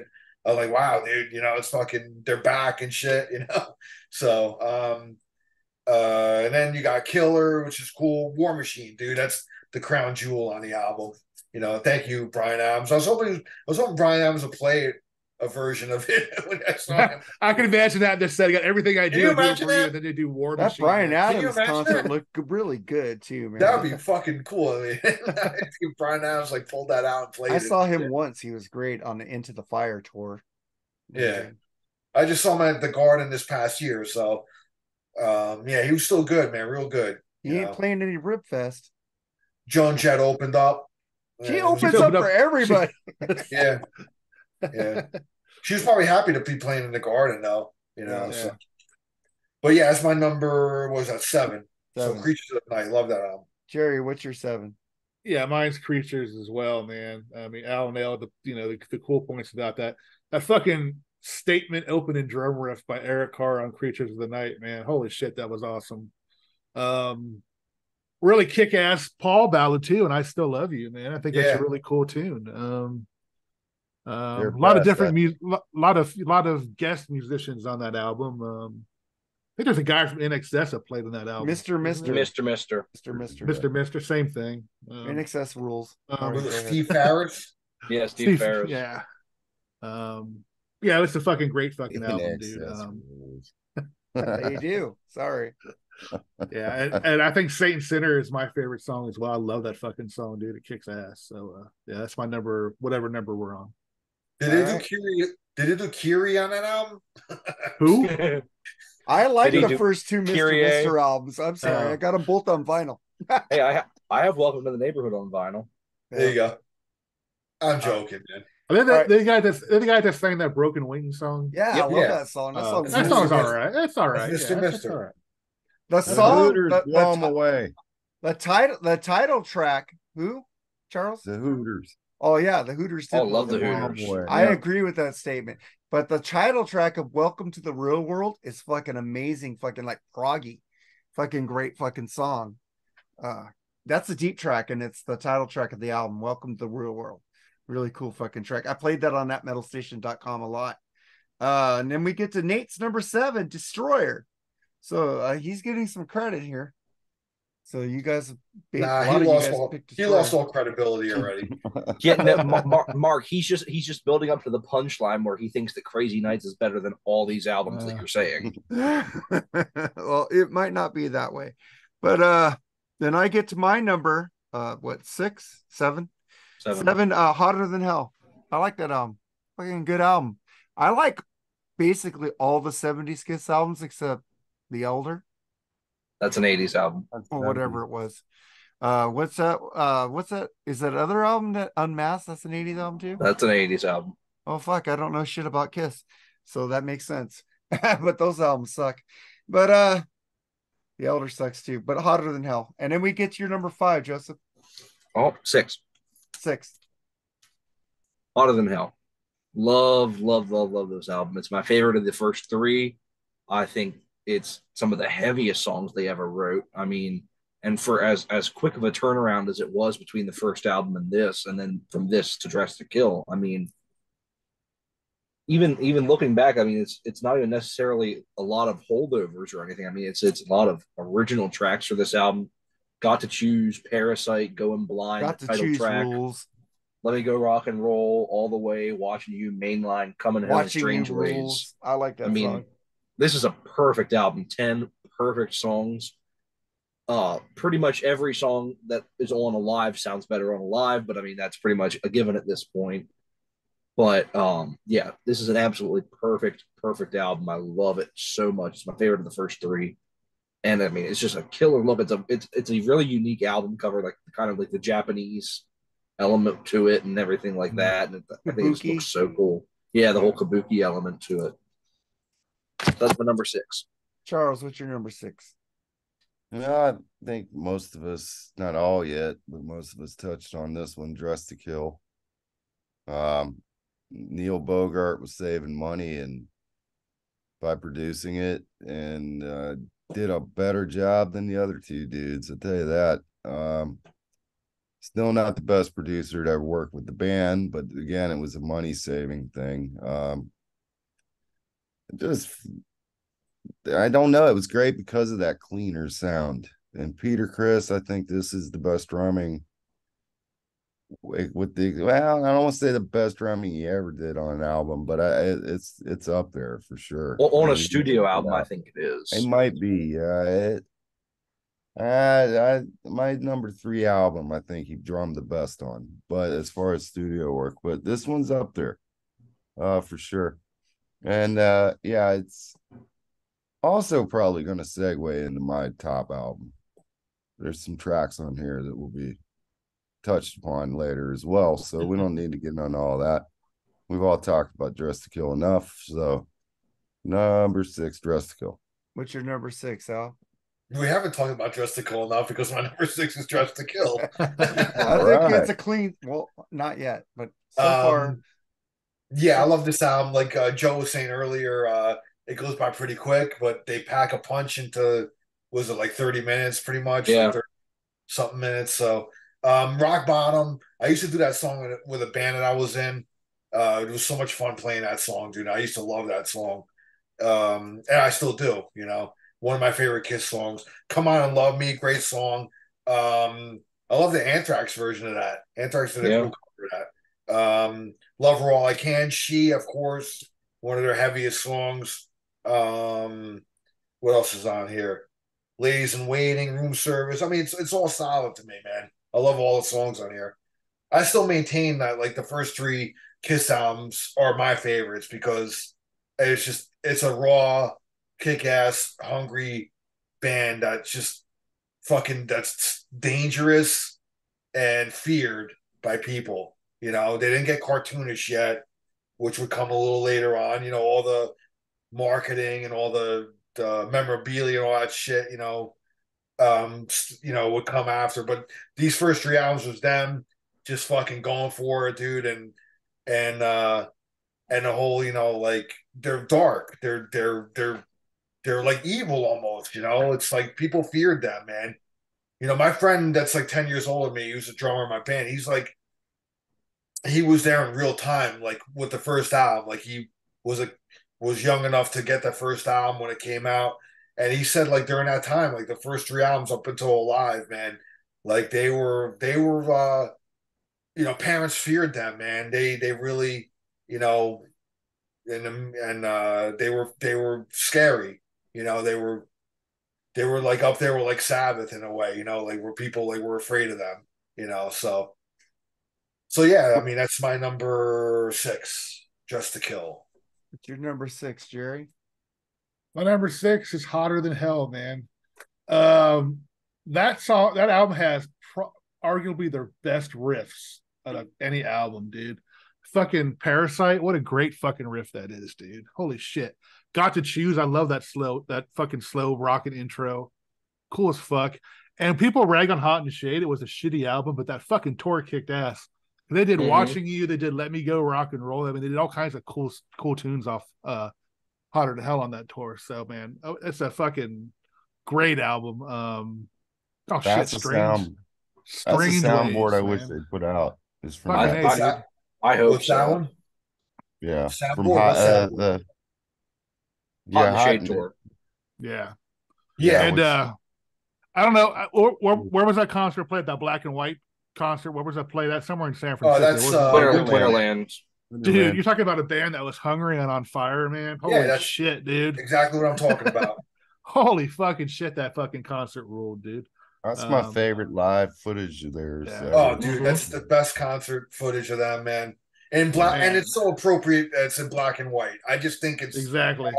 I think I saw a version where they colorized it and it just ruined it for me. It doesn't work. It doesn't work. Yeah. So yeah. Anyway, that's what I'm saying, man. They looked dangerous and evil, and they were just fucking going for it, dude. They were raw and hungry, Yep. That's your number six, Jerry? Yep. All right, then Nate's number six is Love Gun. We've already talked about that. And then we get to my number six, which is probably going to get shit for this, but I love Revenge, man. I got into that album because of that video for Domino. I like that song, Domino. And in Columbia House, I got the Alive 3, which they did Domino live on that. And then I got Revenge because I had to pick out shit because Columbia House was kind of slim pickings back then to get good shit. Like if you wanted Pink Floyd, you had to pay regular price for it. They would not give you Pink Floyd free back then. So it was cool. But I like Revenge, man. Number 5. That's my number 5. So what's your number 6? What's your number 5, Joseph? Alrighty. I'm really glad that someone else brought this album up earlier. I was hoping that I wouldn't be the only one that would bring this up just because I love this album so much. And that's Unplugged. I mean, it's amazing how often I go back to this album. It's such a great, fun listen. You can just tell the band's having a great time. I mean, they're loose, but they're loose in one way, but they're musically they're so tight on this album. And I mean, almost every song, for what we've been saying through this entire time, and it's going to all come into what we say later, all the songs on the first 3 albums sounded better on Alive. There's so many songs that sound better on this album. I mean, Coming Home sounds light years better than it did on Hotter Than Hell on this album. Going Blind sounds amazing. Sure Know Something sounds really good on this album. World Without Heroes is amazing on this album. Gene's song See You Tonight off his solo album sounds amazing on here. And then of course when they bring out Ace and Peter and they do 2000 Man, and I do actually, for as much shit as I gave the song earlier, I love the version of Beth on this album. I love the way it sounds acoustically with the I think that's the only way that song works is acoustically. And then of course when they bring Bruce and Eric back out and they do Nothing to Lose in Rock and Roll All Night with all 6 of them out there, it's just such a fun album to listen to. And then you put on the video on Kissology 3, and it's just such a great time. And I mean, this is one I love that they put back out on vinyl when they did the reissues a couple of years ago.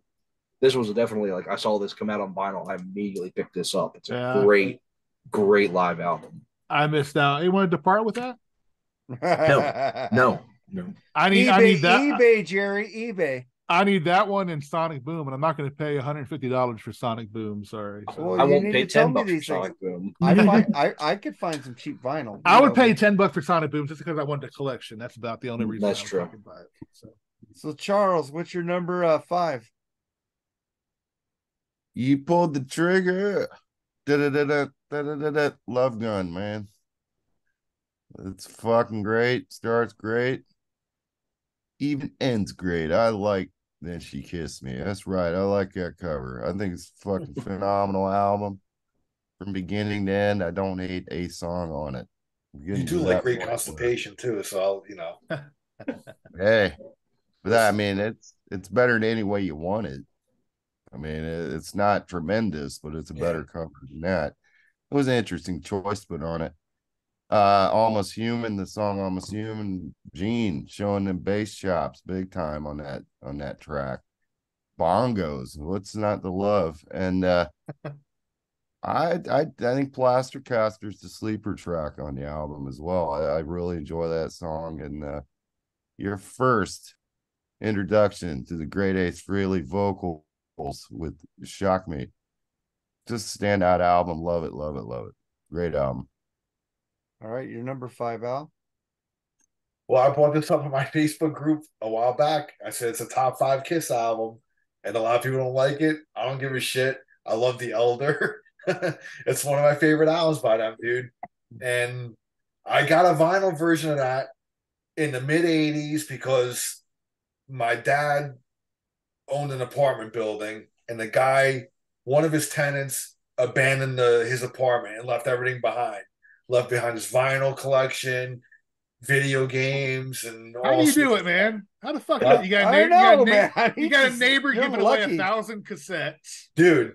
I don't know, man. The deals just fall in my lap. Do you buy lottery tickets, dude? I do. That's the only thing that needs to fucking get me. But he left behind a vinyl version of The Elder, and I remember playing it, and I was already a huge fan of Rush, so I'm like, well, all right, this is kind of like prog-ish a little bit there. It's like kind of a concept album, you know. I think one of the best Paul songs is on there. I love The Oath. I think that song rules. The version that I have opens up with that. So, you know, like that's when they put out the remasters, then they put it back in the correct order where it's supposed to open up with Fanfare. So this version is open up with This is the one that opens up with The Oath. Yeah, that's the original pressing. Oh my god.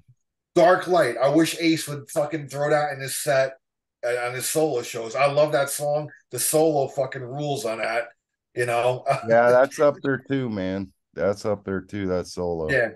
And Gene, I think Gene's songs are the best on this album. Only You, I really love that song. I love Under the Rose, Mr. Blackwell, World Without Heroes. I love all of them, man. You know, Escape from the Island's a cool instrumental by Ace, man. You know, and you know he was on Eddie Trunk a long time ago, and they played that song, and Ace joked around. He said he was on marching powder when he wrote that song.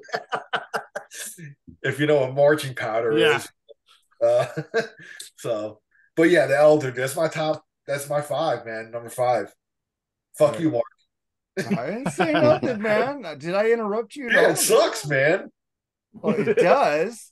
Yeah. Me and Ian Wadley agree on this one. Jerry, good. You guys can suck each other off, man, while listening to the album. Oh God, no.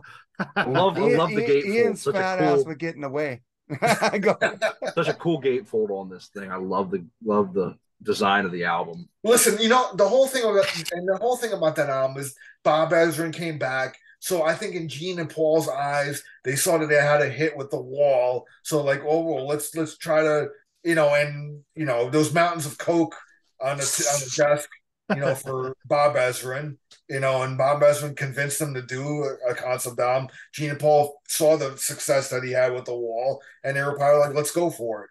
And they thought they were going to have a hit with it, and they didn't. They flopped big time. But I like when Kiss goes left of center, dude. I like when they fucking go out of their comfort zone. That's why I like Carnival of Souls a lot too. But So, they go for trends. Why can't they just be Kiss and not try to change like that?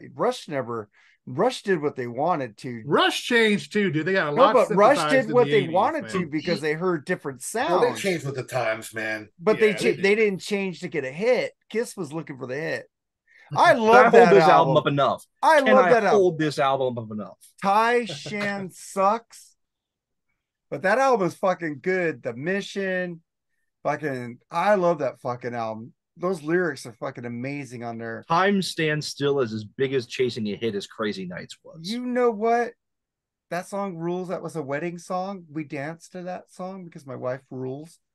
Time Stands Still has good memories for me, but I will defend that album to the day I die. That one, and me and Al will defend the Elder. that's fine. I didn't say anything. Al brought up that I said it sucked. I didn't say nothing. I just gave weird faces. Believe Dude, in you me said it sucks and 1,000 times, man. You said it sucks Yeah. 1,000 Well, times. I did listen to it because at Charles' behest, and I hated it. That one and Unmasked. I said, there's not one good song on these albums. Sorry. I give opinions. No, there's Jerry, not one good song. There's about 20. Okay, enjoy. Jerry, what's your number 5, man? Number 5 is Alive too. Remember my sister's another one of my sister's albums. I used to fucking sneak out of the room and play it all the fucking time, dude. Standout tracks on that, the live version, Hard Luck Woman, and Tomorrow and Tonight. Believe it or not, I really like that live version of Tomorrow and Tonight. that's one I don't like. Yeah, but that's you mentioned Rocket Ride. Rocket Ride fucking rules. yeah. I didn't really like All American, man. I just didn't like that song at all. 6 foot hot look. That's all right.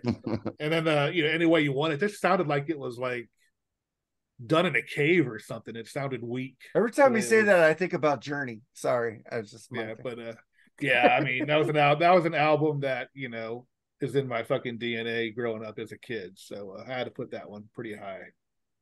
That's my number 5. All right, dun, dun, dun, dun. You guys thought this would be higher on Nate's list.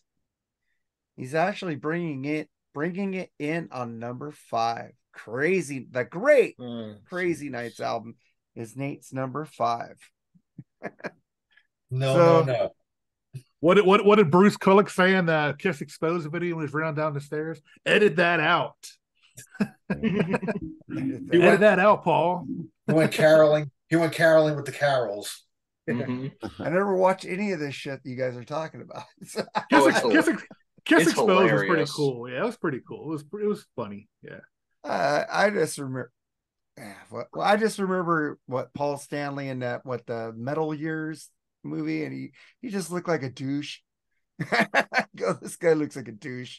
He said, "I like her," with all those women around him in the bed. Oh yeah, Paul Stanley in bed with 15 women. Funniest shit I've ever seen in my life. Remember that anti-drug commercial they did? It's like you get to wake up with a star between your legs or something like that. I don't know what it was. It was fucking just horrible fucking PDA. Dude, I'll never drink a Folgers coffee without thinking of Paul Stanley. I'm just saying he just looked like a total douchebag in that movie. I was like, well, he is. Yeah, dude, the guy. Why does he overemphasize his words when he's talking to a camera? Why can't he just talk normal? I don't know. Listen, you people. Who's got the drugs? Who's smoking? Who's getting high tonight? And whatever.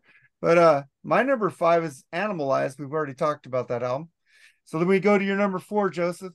Yeah. All right. Yeah. No, I agree. Yep. My number 4, an album that every single one of us have talked about, and that is Creatures of the Night. Absolutely love this one. It's my favorite post-70s Kiss album. I think it's amazing from start to finish, like everybody said. So many great tracks. Title track, Saint and Sinner is such an underrated classic. Keep Me Coming, Rock and Roll Hell, Danger, I Love It Loud, I Still Love You, Killers, and another underrated track. And then, of course, closing it out with one of the greatest Kiss songs of the 80s, War Machine. I mean, I would happily, if I ever saw Bryan Adams live, if he breaks out War Machine and doesn't play it, Everything I Do It For I You, I'd be wish. more than happy. I wish. I'm just gonna say Nate picked Hot in the Shade and didn't pick Creatures of the Night. I'm looking at his list. Creatures is not on the rest of his list. Okay. Well, he's got And Hot and that, and Shady that, Creatures of the Night on there, so I'm not surprised. and that's all you need to know. I at least picked Creatures of the Night and Crazy Nights. So, but And you there didn't go. pick Hot in the Shade, so No, I didn't pick Hot in the Shade. So I got some cred there. Charles, what's your It number ain't 4, over man? yet. It ain't over yet. Well, maybe. We're at 4. Yeah. 4, man. Every song on it is phenomenal. Even that dreaded disco song, 1979's Dynasty, or Dynasty, as they say in Australia. Most of the Kiss fans will say it like Paul does, because he always says that anytime he's in Australia. Anytime. Dynasty. Love every song on it, man. Every single one of them. Ace's songs are probably some of the best he did in the band, I think. And Paul's ain't no stinkers either. And even, I mean, Gene, actually, Gene only has 2 songs, but they're great. Both of them. It's just a great album, period. And I think it gets labeled as a disco album. Yeah, there's a couple tracks that are definitely in that vein, but I don't mind. I don't hate disco, and even if it was, Just 3, I think. Dirty Living's kind yeah, of I don't really disco-ish. think it I hate really is. disco, but I like those songs. So that lets you know they're pretty Yeah. good. Sterno something. Yeah. I didn't pick maybe Dynasty or Dynasty, but it is a good album. I agree with you guys on that one. I love both versions. I didn't put on Unplugged on my top album list here, but I love it as well. But I love the Sure Know Something. I think the studio version of Hair more. There's just something about it, but they're both great. My dog chewed it up. Yeah, that's a damn shame. Great, but it's a great album. Fucking Period. bitch dog. I hold it in high regard if it's in my top 4. So, Yeah. Dynasty. It wasn't even open. I left it on the table. I came back, I was on the ground and she was chewing it. It goes, socks. The only one she picked, there was like 6 Kiss CDs, and she took Dynasty. I go, well, that is the worst one that I got at that time. So, Dog of Great Taste, great album. Mark, you'll appreciate what I was listening to right before we started hopping on our session here. You'll definitely appreciate that I was listening to Super Trooper by ABBA right before we started. enjoy, brother. It's cool, man. Oh, So I do. Don't worry. What's your number 4, Al? Oh man, my number 4 is the debut. Chock full of classics. Pretty much everything's a classic on here except Kissin' Time and Love Theme from Kiss. I agree with Charles. The Acrobat should have been on there.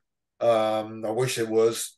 They could have cut out Kissin' Time and put the whole Acrobat on there. It would have been great. Yeah. I mean, it would have been like top to bottom, one of the most solid Kiss albums. And it contains my favorite Kiss song of all time, the song that ends the album, Black Diamond. And for the record, I love this album version, the way it fucking ends. It gives it an ominous sound to it, and it just plays into the mystique of Kiss being like kind of, dark and kind of like spooky and shit like that. I love that ominous ending where the tape slows down each time. I know I do, but I do though. So there's another band that there's a band that's getting played on and I can't think of who the hell they are now, man, but some band like just record it's an original song, but they end the song just like that. They slow it down while they're hitting like that chord. I guess it's kind of an homage to Kiss to Black Diamond, and I can't think of the song right now, but it's a metal band. It's a newer like song and a newer band. So I gotta remember what the name of it is though. But anyway, that's my favorite song, and I love the debut, but it's my number 4. And there's a reason why it's number 4, so that'll come up later. What's your number 4, Jerry? And you The shaved your sec- beard, Jerry. What happened to your goatee, man? I just noticed I that. don't know. Just fucking tired of taking care of it. I'm getting lazy in my old age. I'm getting grumpy and lazy at my old age, man. So Well, I I don't know want to deal with that, shit. but But shit, your goatee look killer. Get it back. nah, the second best live album ever made was Kiss Alive, in my opinion, dude. That album fucking just rules, man. I mean, I would definitely turn if I had to turn somebody on to Kiss, I would definitely recommend that one before any other album because it fucking just shreds, dude. I love it.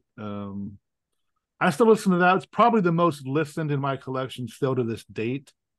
The Rock and Roll All Night, that version is so much fucking better than the studio version.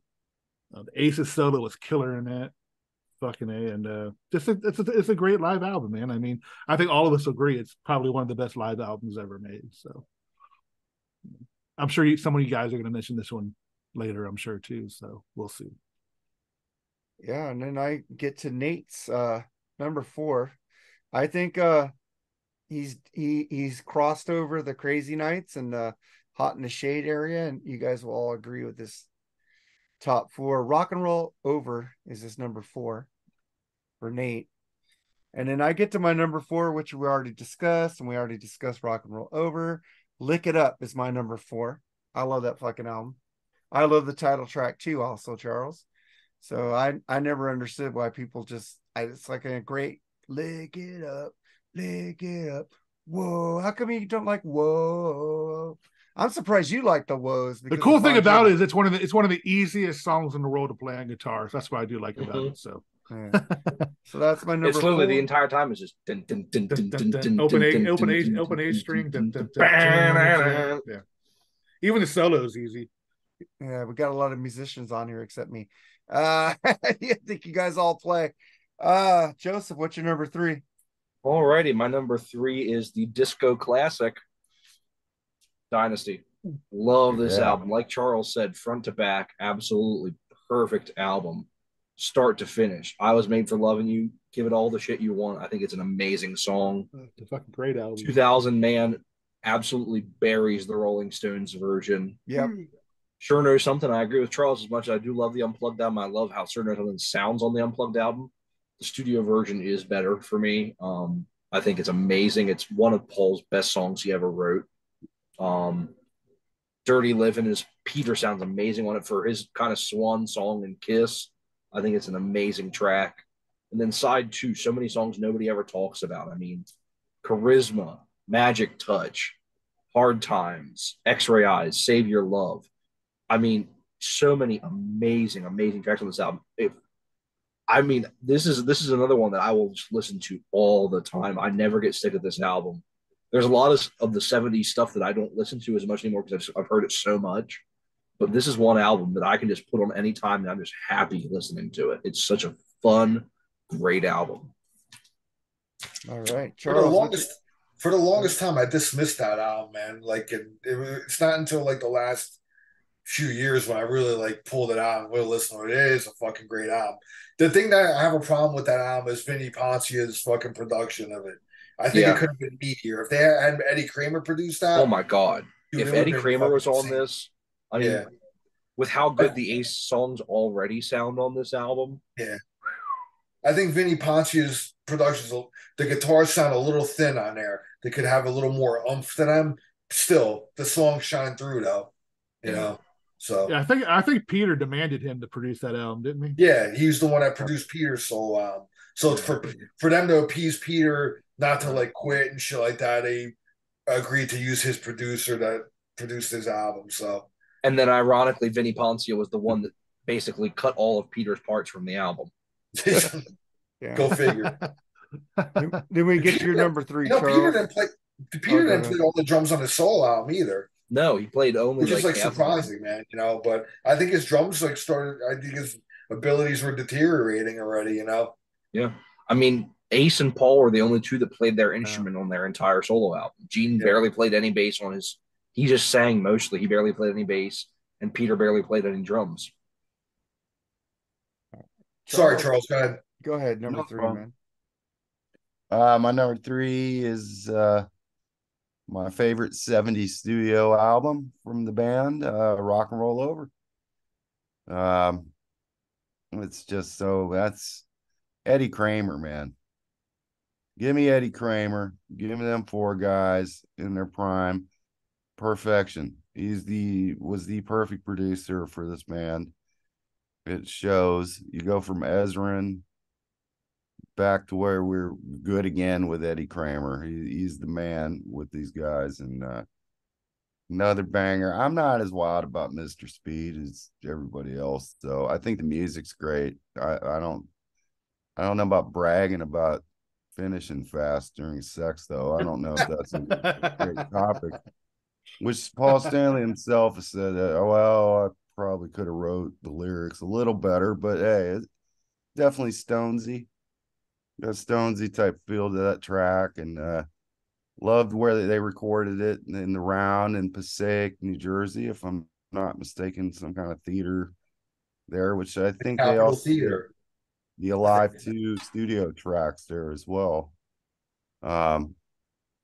Just phenomenal, man. Phenomenal album. Great album covers, everybody mentioned. Yeah, it's my favorite 70s studio Kiss album. So as a band, as a whole band. And that's the one where I think Peter Criss's drumming is phenomenal on it. It's between that and Dress to Kill. All right, Charles. Al, you're number 3. My number 3 is my favorite studio album by Kiss, which would be Hotter Than Hell. Now, I know the production gets shit for it. I know Charles was saying, oh, well, people always say acid charm. Well, I think I agree with that. Acid charm and darkness to it, the murkiness to it. I think it makes it actually kind of heavier in a way. But the reason for the production, I heard that it was recorded out of phase or something like that. I think that's what led to it sounding like that. One of the guys produced it was a Kerner and Wise. Yeah. Kenny Kerner was in that band Dust.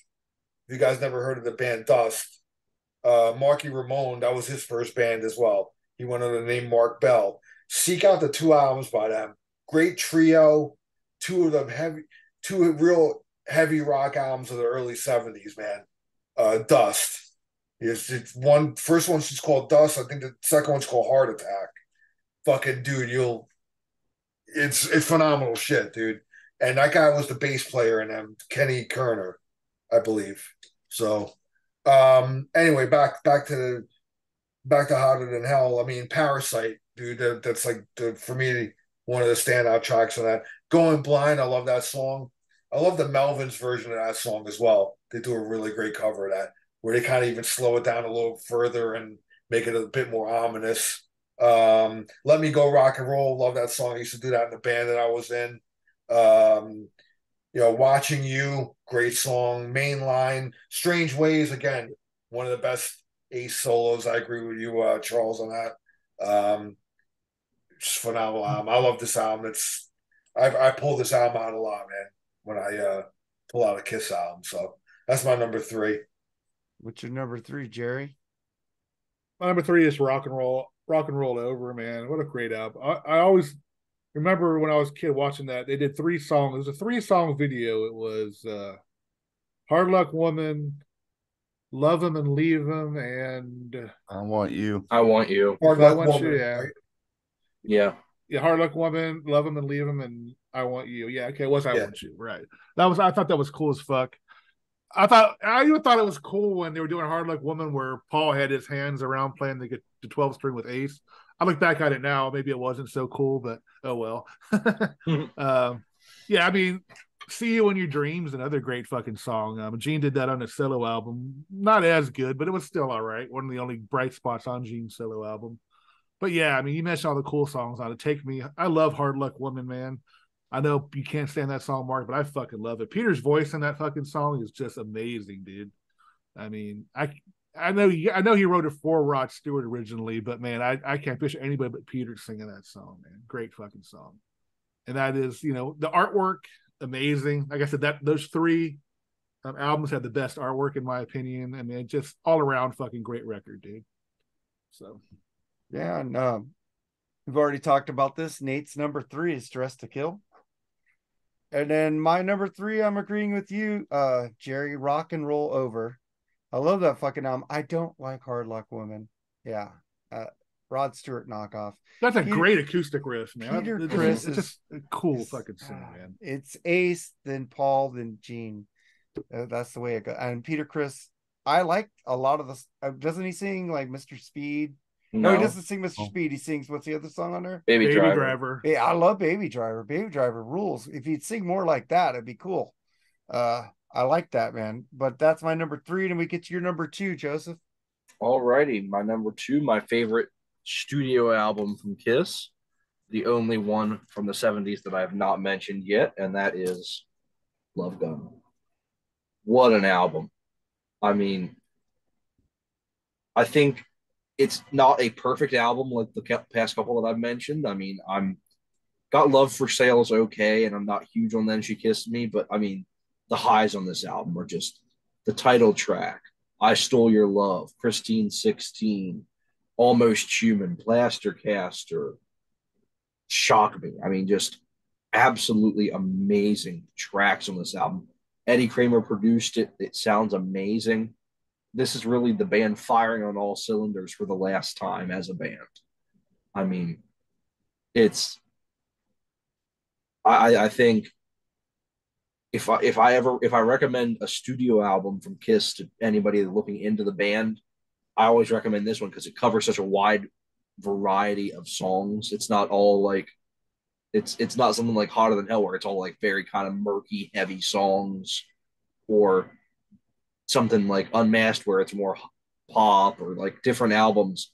This covers such a wide variety of what Kiss is. It just it really, I think it sums up in the studio what Kiss was, and I think this is my favorite Kiss studio album.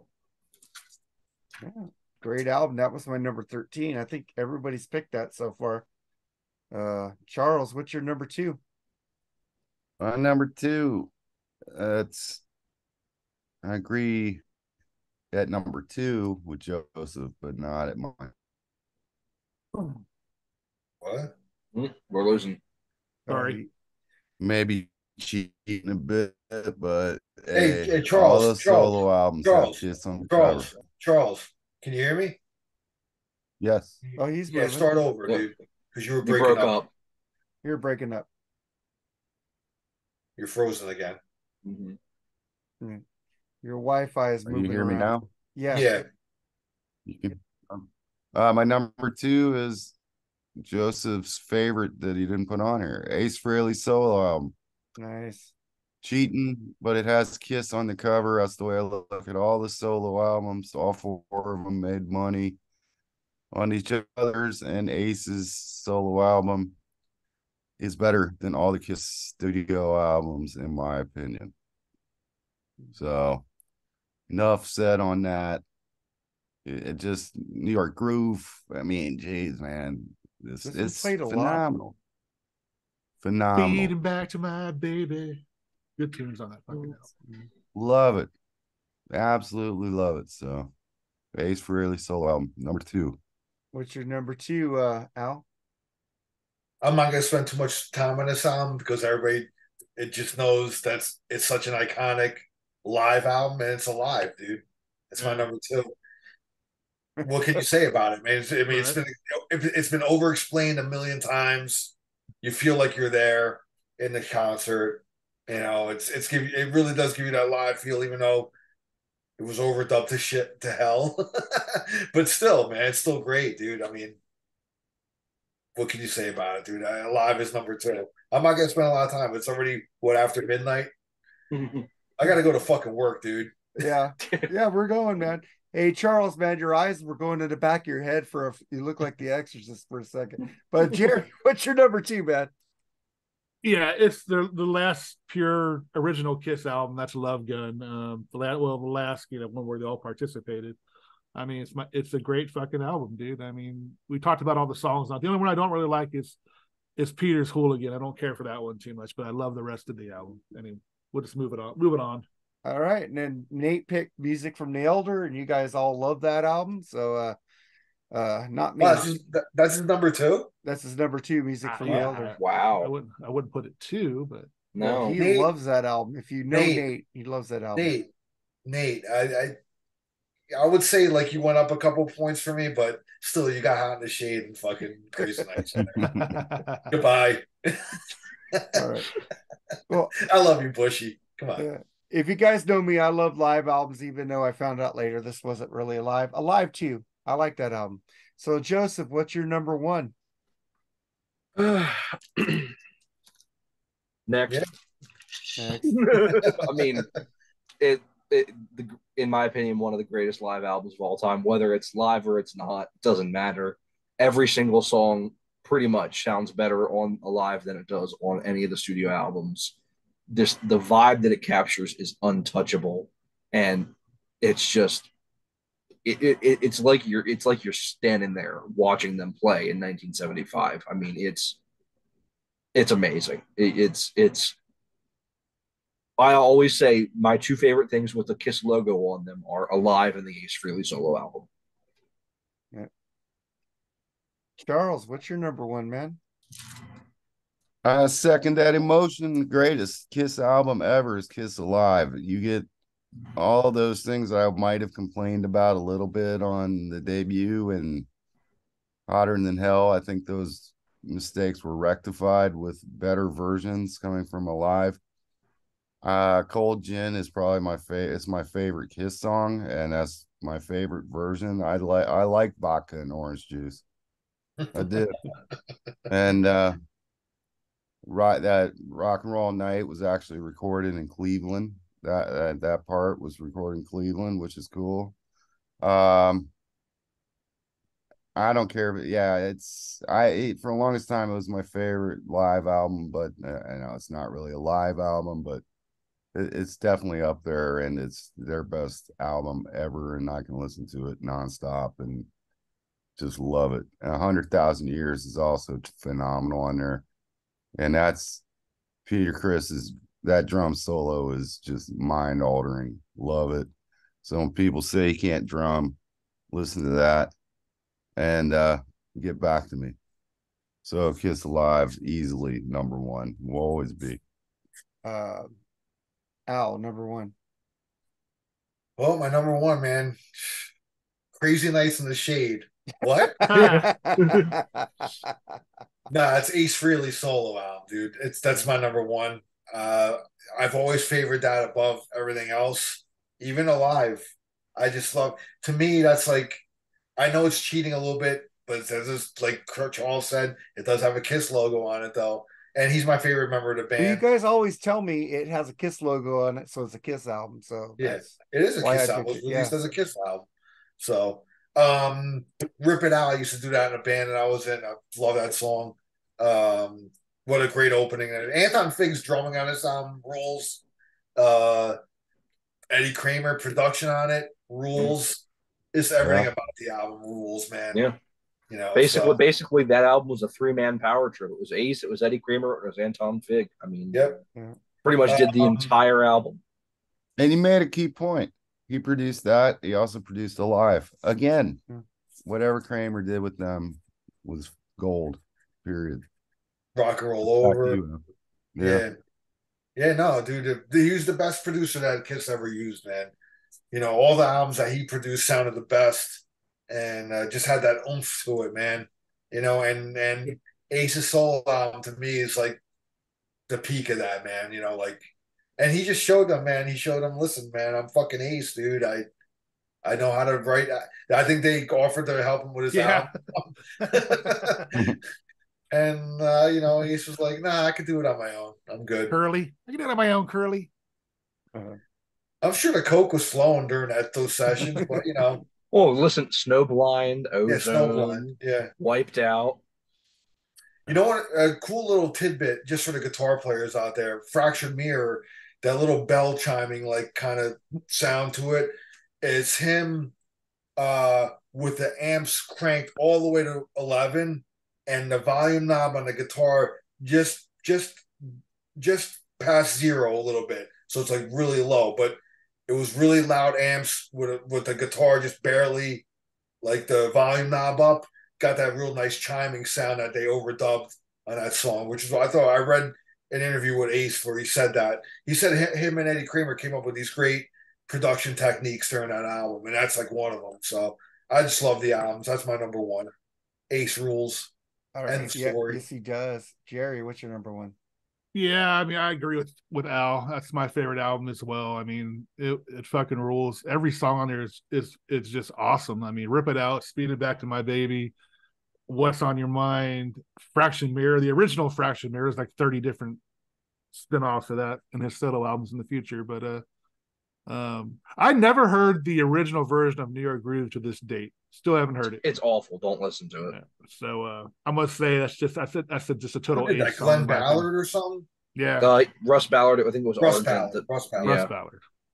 But yeah, I mean, this fucking song, the Ace rules, dude. It's plain and simple. The best thing with the Kiss logo on it is that album, 100%, no doubt, no brainer.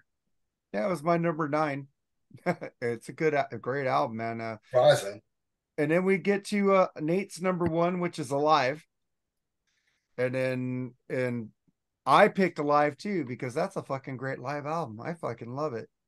And it's like if I want to listen to Kiss, I listen to Alive, and then I go to Alive 2, and then Rock and Roll Over. My top 3. Destroyer's okay. I don't know. It just sounds kind of corporate. That didn't make my top 13. Yeah, actually. it didn't make mine either. Mine so I either. didn't pick Destroyer, but that's our 13 top Kiss albums. And no, Joseph's mad because he didn't get the thing where he could have picked Ace as number 1. So sorry about that, Joseph. Maybe next time I'll be more specific. I thought I was. You specifically mentioned live albums. You didn't say solo because albums. I thought because all you Kiss nerds yeah, but there's told people are weird about that. Always told me that the albums solo count. albums are all Kiss. It's considered Kiss albums. So I didn't think about that because Well, I was learning. Well, listen, Joseph prefaced his. We all know what his number 1 really is. So Yeah. Yeah. It's there is no album with a Kiss logo on it any better than this album. Yeah, I agree, but I like the live ones better. So Jerry, man, that's it, man. You got any final thoughts? Nah, I always love talking about Kiss, man. Kiss always makes for a good show, so this is kind of a cool pick. So thank you guys for being on it. It was fun as usual. All right, man. And I just want to thank you, Al. Thank you, Joseph, for coming on the show. thank you very much, man. You guys are always rule, man. And like, share, and subscribe. We got a lot of new subscribers, like I said in the beginning of the show. But Charles, man, take us out of here, man. Yes, and I want to thank everybody. Mark seen this, and sorry to Jerry that you're finding out. But the show, I love doing the show, but it's killing me for work and getting up this early all the time. So I'm going to step away from the BS sessions after this episode. But I'm glad that Joseph was on and now, and I'm thankful for the opportunity that we've had, and it's been fun. Okay. You still on Freeform now? Yeah. Okay. What time is it there right now? 6:21 a.m. Okay. So you're getting up early, and then you're getting ready for work and all that stuff after Yeah, this? I leave in 15 minutes. Oh, okay. That's why I pushed it back for you, man. So you I can know. But get it's more sleep. not fair to anybody else either. So All right. me to Well, I keep still have to changing, keep it but- back because I have to get off early. But man, Charles, it's been great having you on here. Now I got to make a new logo. Fuck. Well, you have the original. I do, maybe. But fucking Jerry, you ain't quitting, right?